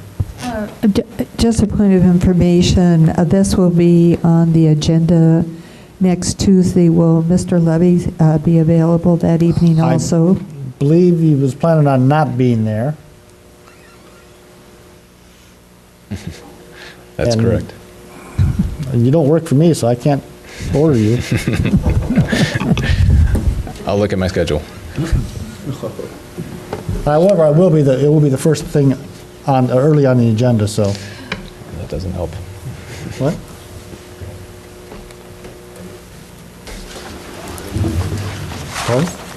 Oh, we link. Oh, well, I guess. Oh, well, it'll be early. How's that? We have competition. What we'll do first. The other thing won't take long, though. Okay. Further discussion. Mr. Quisenberry, yes. Yeah, I would like to say that I'm planning on voting against this map because I think I have to do that for my constituents. I believe that the idea of what we're trying to do here is the right thing, but I think it's possible with good intentions to have side effects that you didn't plan on. I think some of the rules that we gave, and in fact the equal application of those rules, actually have the effect of magnifying the impact of some of those rules. And I think that's apparent in 1E's division of Urbana 5 times. I would intend to give the commission some guidance on how I think they could try again with regard to that. I would suggest that we should elevate population balance to the top of our priorities. I do not want to harm rural interests, but I also don't want to raise them above everybody else's. I would also suggest that the precinct boundaries are not of significant concern, because our county clerk has suggested that they could be, and in fact will be, redrawn for efficiencies purposes. So if we draw lines based on them and they change, what's the point of that? I would also suggest that, townships and municipalities, Champaign and Urbana are both mostly townships, and they are municipalities. So I think around the fringe areas of municipalities, there should be more flexibility in drawing straighter lines and maybe not quite following the idiosyncrasies, the admitted idiosyncrasies of Urbana's boundary and Southwest Champaign's relationship with City of Champaign Township and Champaign Township. So I think there are several pieces of guidance that could be given to the commission to take this map back, or to go back and look at some of the maps that they have on the table and produce a map that that would be more acceptable to me and seem to be more balanced as to how it treats community of interest. The last thing that I will say is I think it's okay. I think it's acceptable that if you're going to divide up a community based on population as many times as you need to because of that population. For example, Urbana's 41,000 people, so it has to be in 3 18,000 people districts. I think it's okay to divide that up one more time for a fourth cut, but I think it should be prohibited to divide up a municipality five times when its population only justifies three cuts, and that's all I have. Thanks. Mr. Nudo. Mr. Chair, I'm glad James made those comments first. I have on everybody's desk a memo to Rick Winkle. If you would follow along, I'd greatly appreciate it, because I think it follows exactly what I'm hearing James say. And let me just start with number one. If the initial map passes at committee on May 3rd and the full board meeting on May 26th, it becomes 11 district map for the 2012 election and for the next 10 years. However, if the initial map fails, the county board must give direction, and I took heed from what Ms. Pat said last week, to the commission as to what specifically must be changed to make it better, or, if completely rejected, what the board wants to see in the next map. In either case, the changes in the map, the old map, or the new map must comply with the county board resolution and the federal and state mandates. Now, there are some leeways here that James mentioned, and I think that kind of guidance could be given direction without specific changes in streets to, something specific in there where you're talking about putting more emphasis on one man, one vote kind of things, or whatever the criteria is for that you want them to put a priority on. Point 3, we must not and will not vote for a map that has not passed the commission first. This violates really the whole spirit of what we're trying to do here, and ending up with a politically drawn map. I think that's part and parcel with that. We've been very assiduous in not putting voting patterns in here. Point 4, conceivably the county board could direct the commission to review a rejected commission map again to see if they could refine it more to fit the county's resolution and any federal and state mandates. And actually point 5, instead of 4, we should be looking for a map with the best combination of the following. Now, here's where I think we need to give specific direction. A map with one of the lowest amounts of population variance, variances. It doesn't have to be the lowest if that's not our priority. A map with the lowest numbers of precinct and township splits. And quite frankly, from what the clerk says, this should be kind of a minor issue. Township splits are a little more important, but the precinct splits would be less important if we redraw after the map's been drawn. A map with one of the best compact and contiguous district ratings. And again, going forward, the definition of what gerrymandering means is no voting patterns used to draw the lines, and I think that's really critical. And finally, the best opportunity for minority representation and rural interest to approximately equal the percentages of the 2010 census population of these groups, so that they have a fair and honest chance to have the kind of representation that is deserved on this board for diversity. I am open to additional comments, to changes to this. I will make a motion when we have this discussion on how the map should be brought forward and backwards and forwards to the commission and decision-making process.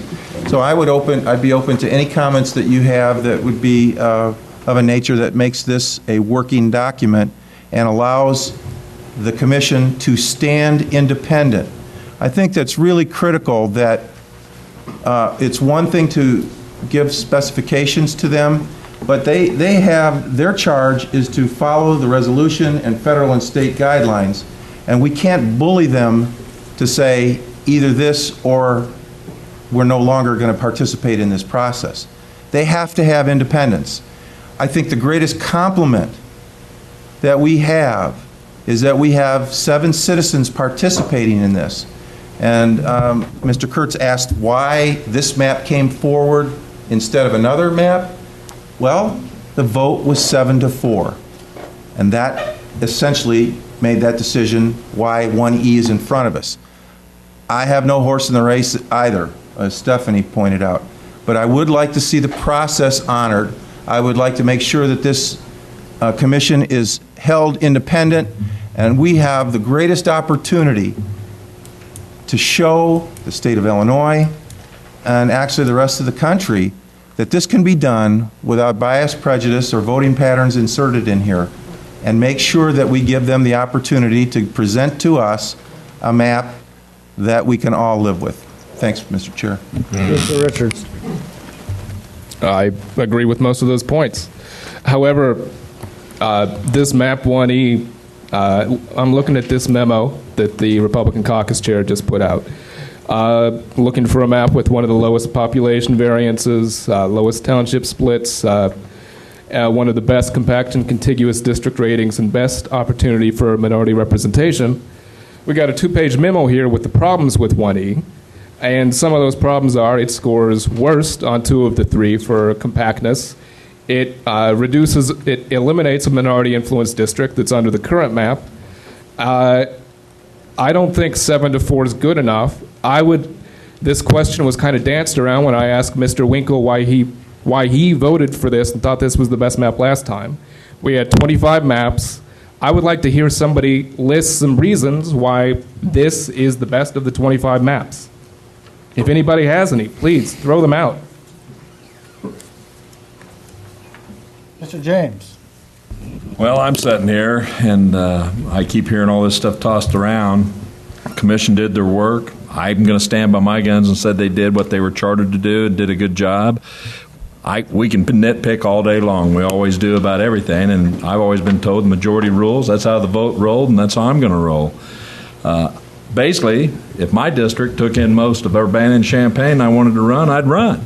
You know, the bottom line is, as I hear time and time again, we're here to serve everybody, just not the districts that we're in. I don't know why we sit here and fight. It's a privilege to sit here and serve, but it sounds like to me some folks are probably worried that they may not get reelected, and that shouldn't be a concern. We should be worried about doing the right thing for everybody we serve. Mr. Langenheim.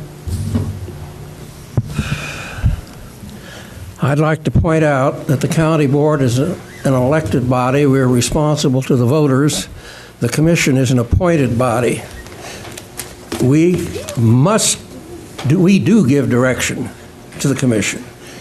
And it may give direction to the commission that turns down every one of their maps. If the subsequent maps coming out of that commission are anything like the one we just received, I'm sure that there will be a strong opposition to them. But remember, the county board has responsibility for adopting a map, and the commission is an advisory body, and if the county board does not choose to take the advice of that commission, so be it. Mr. Kurtz? Yeah, I'd like to make point 6. I was concerned that the resolution was very limited in sending up maps to the county board as a commissioner, and I made it known that I was hoping that we could send more than one map up, one that gave us some comparisons on deviation and statistics, and we asked the state's attorney to look at the resolution and give us an opinion. He gave us an opinion, and he said that, yes, the commission could send up more than one map at a time, 2, 3, or more, depending on what they wanted to do. I was adamant that 1E was not the best statistical map at the commission, yet they voted down, and in the minutes say rejected, even though we had a little discussion about rejected. I'd like to see some direction to the commission that when they go back, if 1E is turned back to them, that we send back more than one map with different statistical numbers, better than 1E, because I can tell you right now, 3 that were rejected and that last meeting were better than this map when it came to all the criteria, pretty much. So I would like to see the commission, and I'm happy to send back this map and work through the commission, but I think the commission has a responsibility to give this board options, not just say, well, this is it, you don't like it, tough. I say, bring up 2 or 3 maps, let us all look at them, and then make a decision based on those. Mr. Alex. Okay, I agree to a large extent with what Mr. Quisenberry said, but I'd like to add a few things.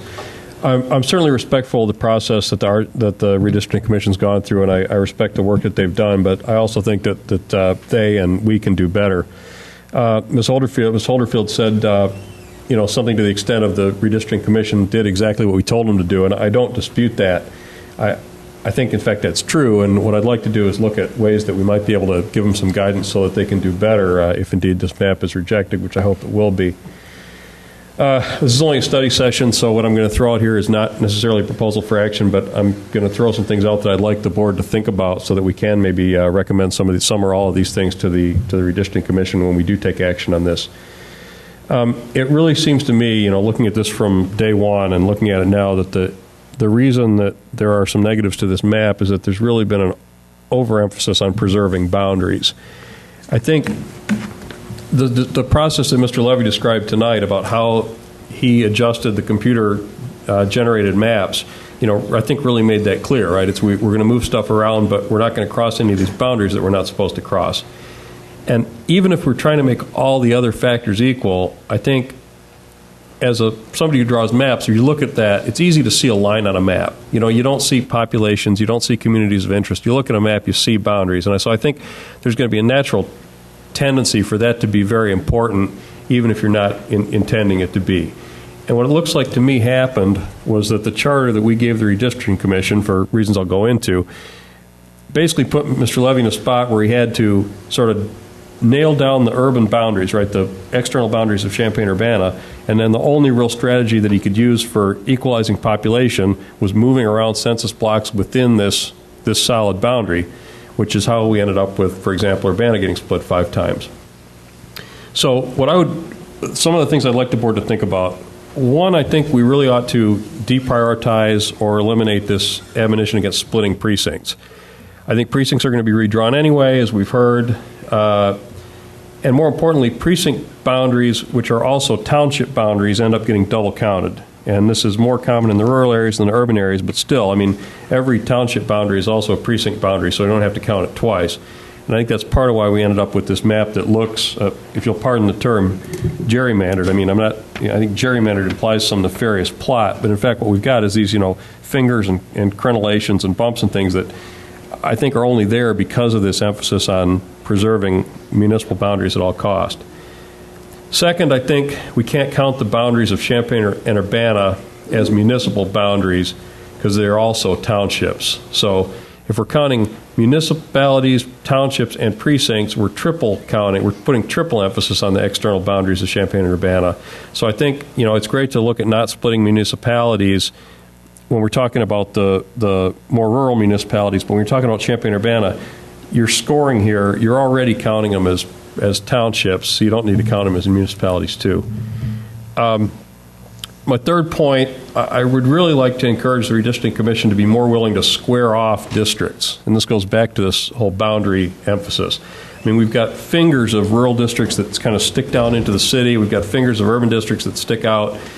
And I think, this notion that a residential subdivision that's on the inside of the city boundary is urban and on the outside of the city boundary is rural, I think is a distraction.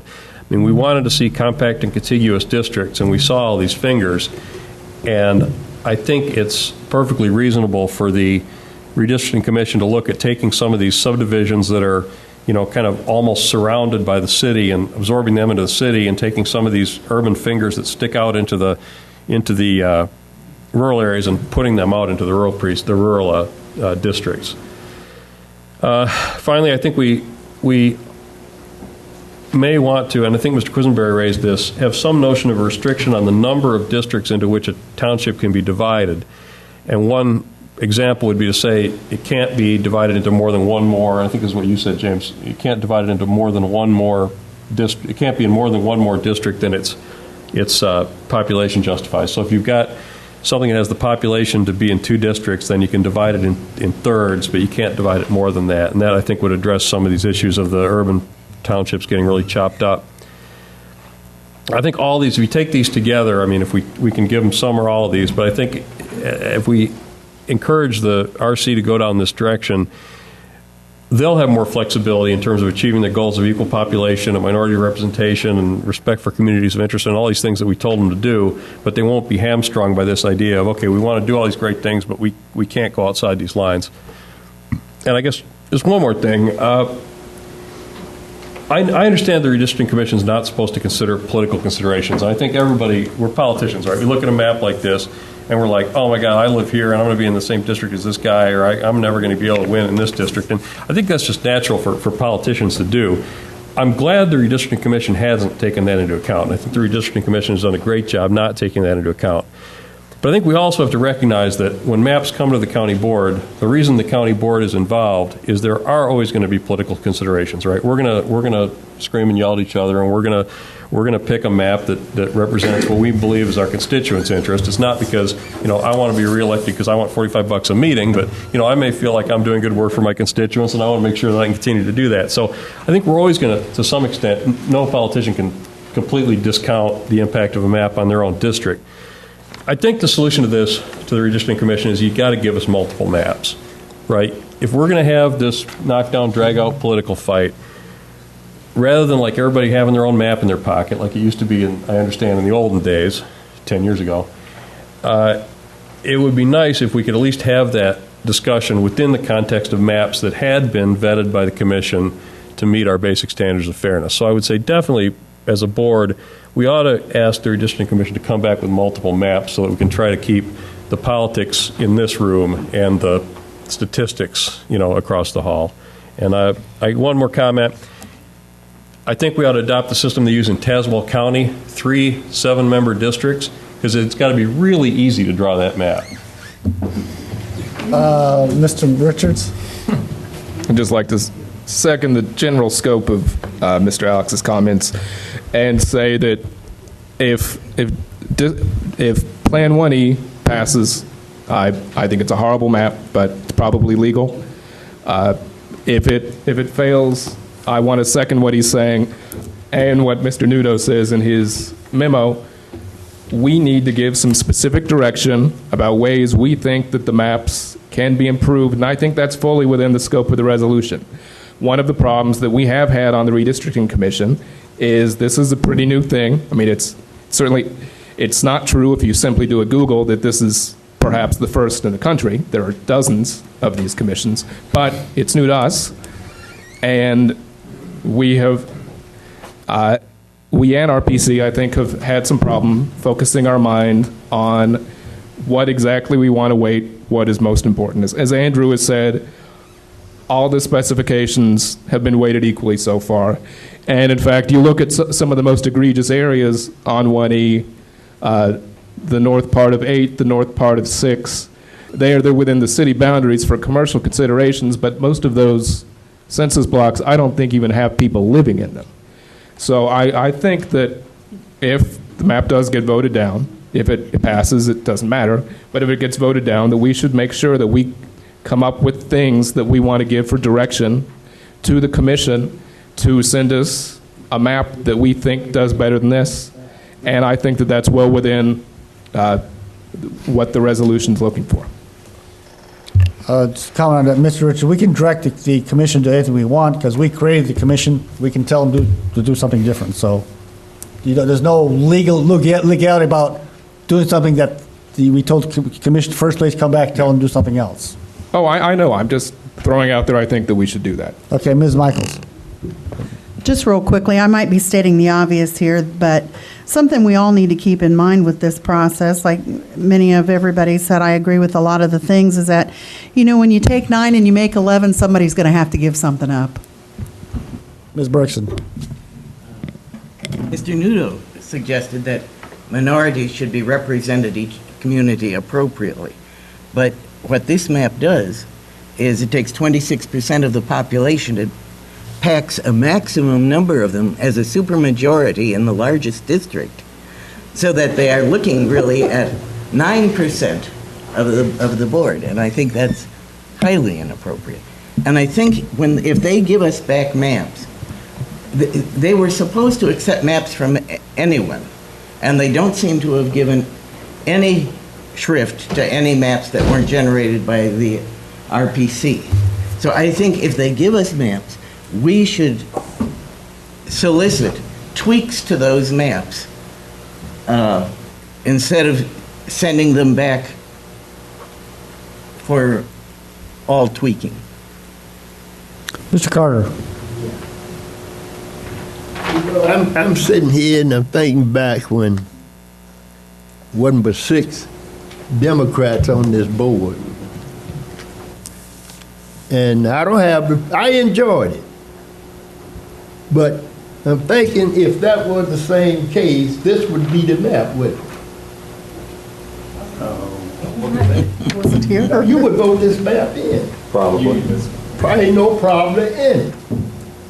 Now what I'm saying is, I didn't have no malice, but that inspired me to get out there and work hard and get where you guys were. That's what it does. And I enjoyed working with, I had a lot of friends. We was on the same committee, we worked together, and the only thing I had in my heart, I'm gonna work hard and make my district as strong as that guy. And one day I'm gonna be sitting in his chair. Now that's where I feel. Now I feel now if E1 was in that situation, this would be the map. Politics is politics, and you all know that. There's no way of getting around it. We don't like it. But we have to live with it. And anybody with the power, with the majority, they gonna look out for themselves. Now you know that. That's a reality. So what I'm saying is, let's have a little kindness in our heart, because I'm looking at this map and I'm telling you the minority is ruined if you look at it. And I would be clean out of where I live. It's beyond where I'm living. But I would have to live with it. So I think you take that in consideration. Thank you, Mr. Carter. Mr. Noodle? We've got Mr. Winkle here, and I just wonder if he would make some comments on some of the discourse we've had tonight and see how this fits in with his commission's direction. I wonder if he would. He's shaking his head, doesn't really want to. You don't have to. Yeah, you don't have to.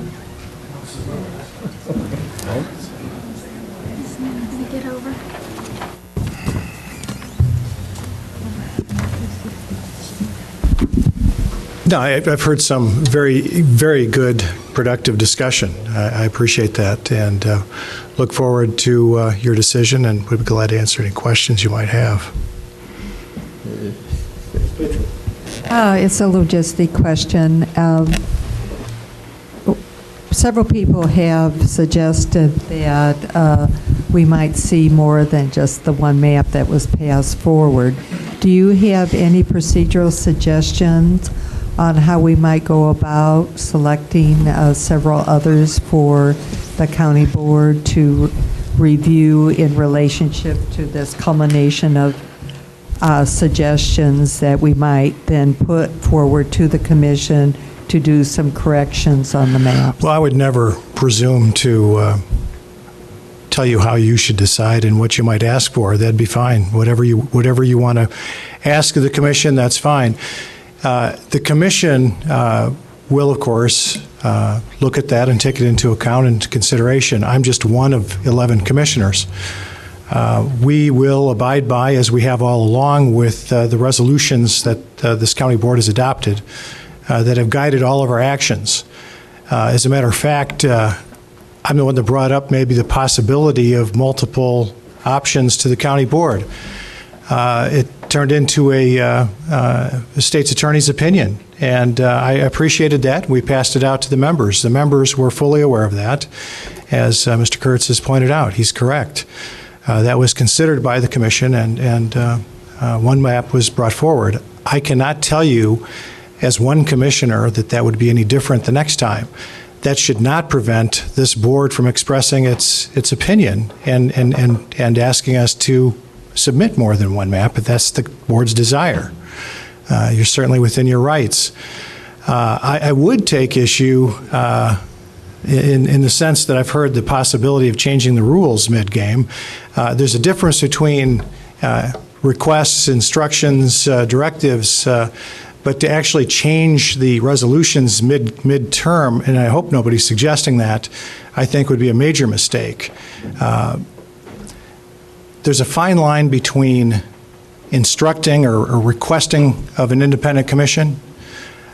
We certainly would not, and I, as one member, I would oppose the notion that we would be directed to do something, have to do it, and put our imprimatur as an independent advisory commission and send it back. That would be a sham. We're not going to participate, at least I'm not going to participate in something like that. But you're certainly within your rights. As a county board, you created this commission. You can give all the instructions and make all the requests that you want of us, and we will, of course, take them into consideration. Well, I guess it's my academic background as a researcher, but I've heard the commission referred to as an experiment, and any good researcher, if they're working along and see that there's a need for fine-tuning or something isn't evolving the way the original hypothesis was, which I assume would be the resolution, then we make some adjustments. So my view is the culmination of these very good suggestions across the board, that it's in that spirit that we're the first county in the United States that is doing that, and there will be bumps along the road, and it behooves us to hone our methodology as we go along and fine-tune it as best we can through this first run of the experiment. No, I would agree with that. In fact, it's kind of interesting. Whether we're first or not, I don't know. I just heard that if you do a Google search, apparently there's dozens. I wasn't aware of that, but many are watching this and watching us as we proceed and watching the process that we're using. I'm a board member of the Illinois Campaign for Political Reform.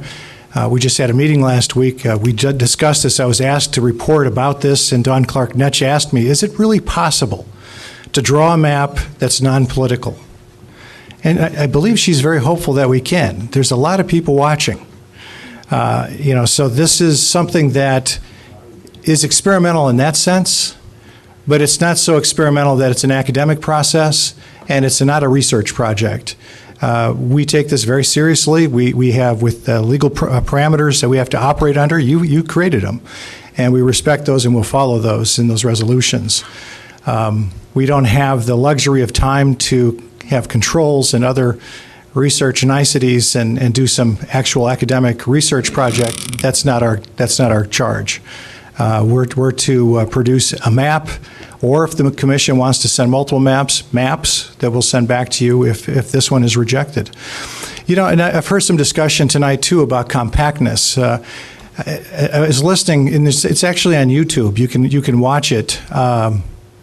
Barbara Flynn Curry today was asked this very thing. She's in charge of the House Redistricting Commission in Springfield.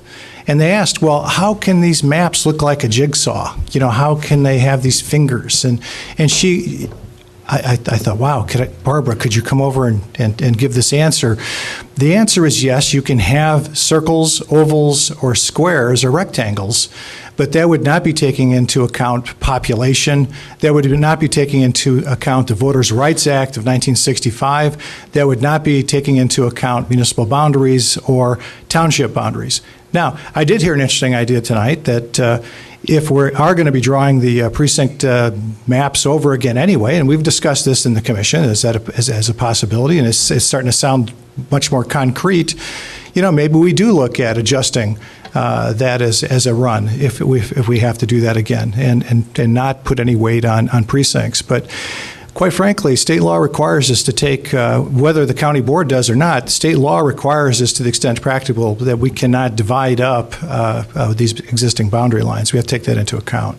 This is just a curiosity follow-up question. Have you been keeping up with the work the law students at Columbia University are doing? Yeah, the Institute of Government Public Affairs, I'm over there. I run a center, and we're working on a project on redistricting for the state legislature, and we're also taking a look at congressional districts as well. In fact, we're writing a report, and yes, this will be part of it. Yeah, we're certainly looking at the research nationwide, and we're very well aware of that. Law students did, and so could anybody else have done it with our software that we made available to the public. And in fact, two of our commissioners did that, Mr. Richards and Mr. Hallman. And outside, somebody from the public, Mr. Thorsland, if I've got his name correct. So, and the Farm Bureau, of course, submitted right off the bat a map that and then we, of course, took all of these maps. And what Andrew was testifying or reporting tonight, that we tried to the extent possible, run them through an analysis for compactability, for, check to make sure everybody's connected, it's contiguous. We tried to use the same statistical analysis for each of them. So as we received the Richards maps, we ran it through the process. Thorsland, we did that too. With Hallman, we did that. Farm Bureau, we did that. We set that pattern that we stuck to that process so that whatever these statistics are, whether we like the statistics and whether they are truly experimental, as we heard earlier in the public hearing or not, we consistently used the same measures and looked at all the maps, the 21 that were printed and the ones I just mentioned, and ran them through the same statistical analysis and compared them apples to apples as we evaluated which map to vote on. And I'm not going to, I could run through, reasons why I voted for map 1E, and I did last time. I wrote those out and be glad to repeat that, but I think that'd be kind of nonsensical. You'd have to ask we'd have to ask everybody, what motivated them. But I can tell you one thing, that no matter how long we have these hearings or how many times we discuss this, I think that reasonable people who have observed this process would agree that one thing we did not do at all ever is take political considerations into account. That simply never happened, ever. Now, people may disagree with that. Mr. Carter, you've certainly expressed that concern, and I understand that. But that was not the charge that we got from the resolution from this county board. You told us not to do that, and we strictly adhered to that criterion. Go ahead, Mr. Carter. Go ahead. Microphone. Microphone. Regan, I said that because I think you was on the board at the time when it was so unbalanced. I was appointed February 18, 1992, and served until November 30, 1994. Well, I think when it was 5 of us, 5 Democrats, or 6, was on the board. I think Mr. Mosier has spoken to that, and I think he's right. I think the proof is in the history. In 1992, when the Republicans were in charge, they gerrymandered it to favor the Republicans. In 2002, when the Democrats were in charge, they gerrymandered it to favor the Democrats. And as I said last time, in this map that you have before you, nobody has any favors from this commission. None. But don't you agree that's the reality of politics? If you let it. Well, and this is the very experiment that Member Petrie just pointed out. I mean, the experiment is, and what Don Clark-Donetch asked me, can you draw a county board map without going back to the old ways of drawing it by political gerrymandering? And I still remain hopeful, call me naive, but I still remain hopeful that yes, we can. Question from Mr. Carter? Go ahead, Mr. Carter. Are you done? Well, I did have, I'll let you go ahead. Let him. Mr. Holderfield. Mr. Winkle, thank you very much for mentioning the fact that there are many, many, many, many, many people in Champaign County and throughout the state and nation that, but during my campaign, that specifically said to me, do you really think that we are going to have a fair map? And my response was absolutely, because we have a commission that will ensure a fair map. And I know there's going to be politics in it, or the thought that there is going to be politics that is infused in this map. Like I said, I'm not great with maps. I study and study and study, but I look at this map and I didn't get any of the old district maps. I don't know what's, realistically who's cut out, who's not cut out, who's running next time, who's not running next time. And really, I don't care. What I care about is the fact that we're working, all of us, towards a map that will be non-political, that will be the fairest map to the voters. And I would hope, and I appreciate everything that this commission is doing, and I would hope that you will stick to that criteria that was set forth by us. And I believe wholeheartedly that everyone here wants to see a map that's fair to present to the voters, because we didn't start this for the fun of it. We didn't start it as a project. We started it because we believe that the voters have been cheated. And so what this commission has been requested to do is to stop cheating the voters of fairness. I think a lot of people are tired of it. And when we're looked upon as a community to create fairness, we're setting a precedent. So I appreciate everything that you're doing, but I do want to, what Christopher had mentioned was coming up with some different calculations. Is that a fair assessment to you? Because what we were asked to do on the county board was give us direction. So there are people that are stating why they don't like it, and there are a few people that are stating what we would like to do to give it with exactness to correct some of the issues that we're seeing that are problematic. So have you heard tonight with exactness what we're requesting the commission to do to correct some of the issues that the members are having a difficult time with? I'm hearing a productive conversation overall tonight, an exchange of ideas and different potential points of action that could be taken. What I'm anxious to hear in the end is, number one, will this vote Will the vote be to adopt 1E, which I highly recommend? It's a good, honest map.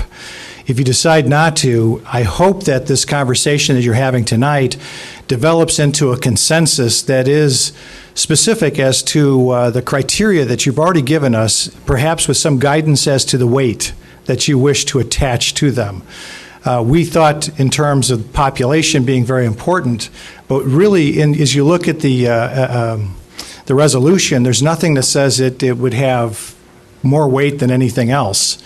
If you wish to prioritize the weight that you want to give to the specific criteria that you already given us in the resolution, I think that's certainly appropriate, and we can certainly go back to our various plans, all of which are still on the table. As far as I'm concerned, I certainly would entertain a motion on any of the plans that we've already generated, or the possibility of even generating new plans. I mean, that's fine too. But we can, yeah, right.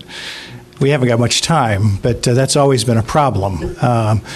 So, I mean, we do have, within some constraints, we have to take that into account. I mean, in reality, we've got little time. But if you're going to come to a consensus, yes, it would be very nice to have some guidance and priorities with some ideas as to which you would give more weight to than others, and we'd be glad to run it through the computer model and see what we can come up with that maybe meets the criteria. But I say that not to give up on map 1E revision 1. It's a good map.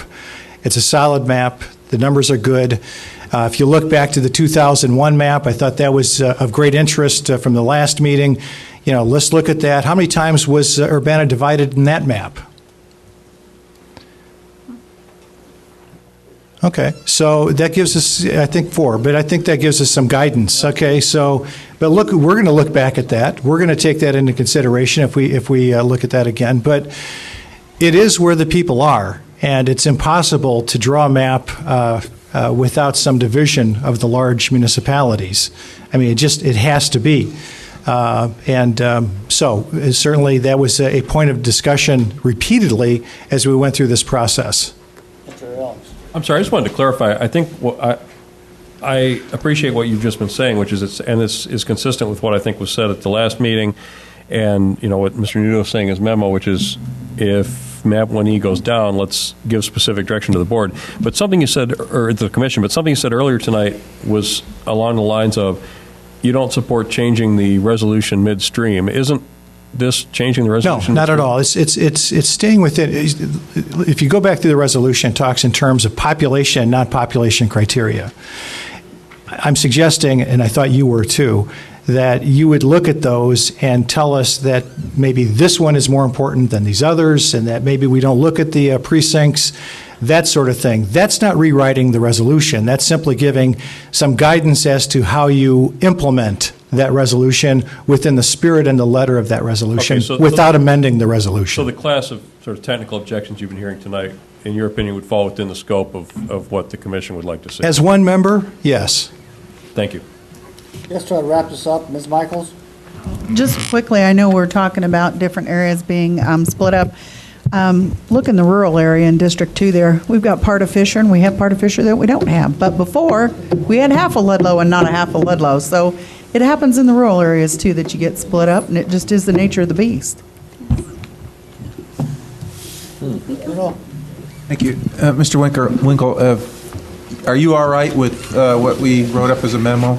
Yes, that seemed reasonable. To Mr. Kurtz's point about the possibility of submitting multiple maps before allowing the commission to make a decision on that? As I said to Ms. Petrie, too, is that certainly I would take back anything that this board presents to the commission for consideration.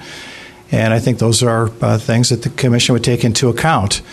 As one member, I'm just being careful. I can't, as one member, say that we're going to present multiple maps. I don't have authority to do that. I understand. But we legally have the authority if the commission decides, if a majority of the commission decides to send multiple maps, you'll have multiple maps. Okay. Just one additional question. As far as the minority report, were you aware of the minority report, or was this submitted to the commission as a whole? I got it as I walked by Mr. Kurtz tonight. Yeah, I think just so I could, Mr. Nudo has the floor, please. if I could, I'm glad he answered, though.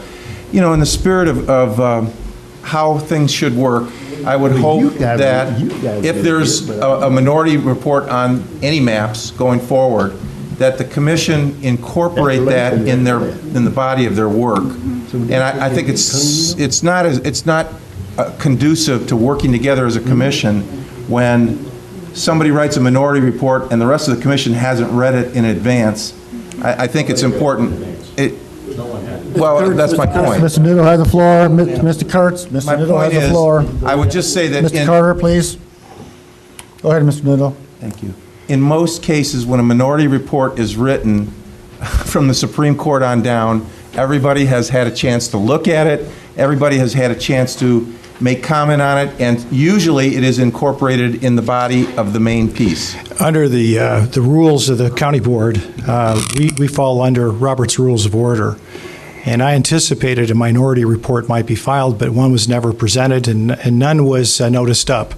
The appropriate way, and we talked about that after the last meeting, the appropriate way is to notice that up and provide us with copies so we can review it and understand it and take it in an orderly fashion, but that was not done in this case. Okay, can we wrap this up, Mr. Quisenberry? Yeah, I just wanted to mention, I've heard a little, I don't usually engage in hyperbole, but I've heard a little. Do it tonight, I'm just going to do special it tonight, occasion, just right? special occasion. Because I've heard some hyperbole about people being concerned about the map because they can't run again. I actually haven't run into anybody who said they're not going to run if that map gets passed or things like that. So I'm not sure where that's coming from. My hyperbole is, this is a new thing. To reject the first map that comes out of a commission like this, if we keep working at it, I don't think that's a problem. We're breaking ground.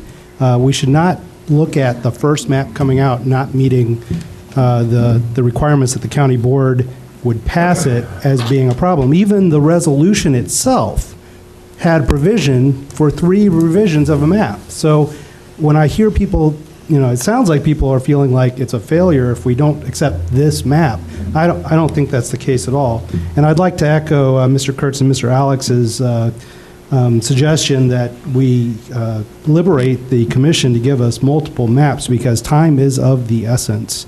And if they can pass 2 maps back to us, 3 maps back to us in the next cycle, it's more likely that we're going to get done in time. Thanks. Mr. Connor, can you give us the final words here, please, on this subject tonight? Thank you. I would just like to remind everybody, before we use the word tweaking, we've been tweaking Olympian Drive since 1997. All right. Let's close this issue. We have public participation. Mr. Chris Hausman, would you like to still speak, or have you left the room? You left?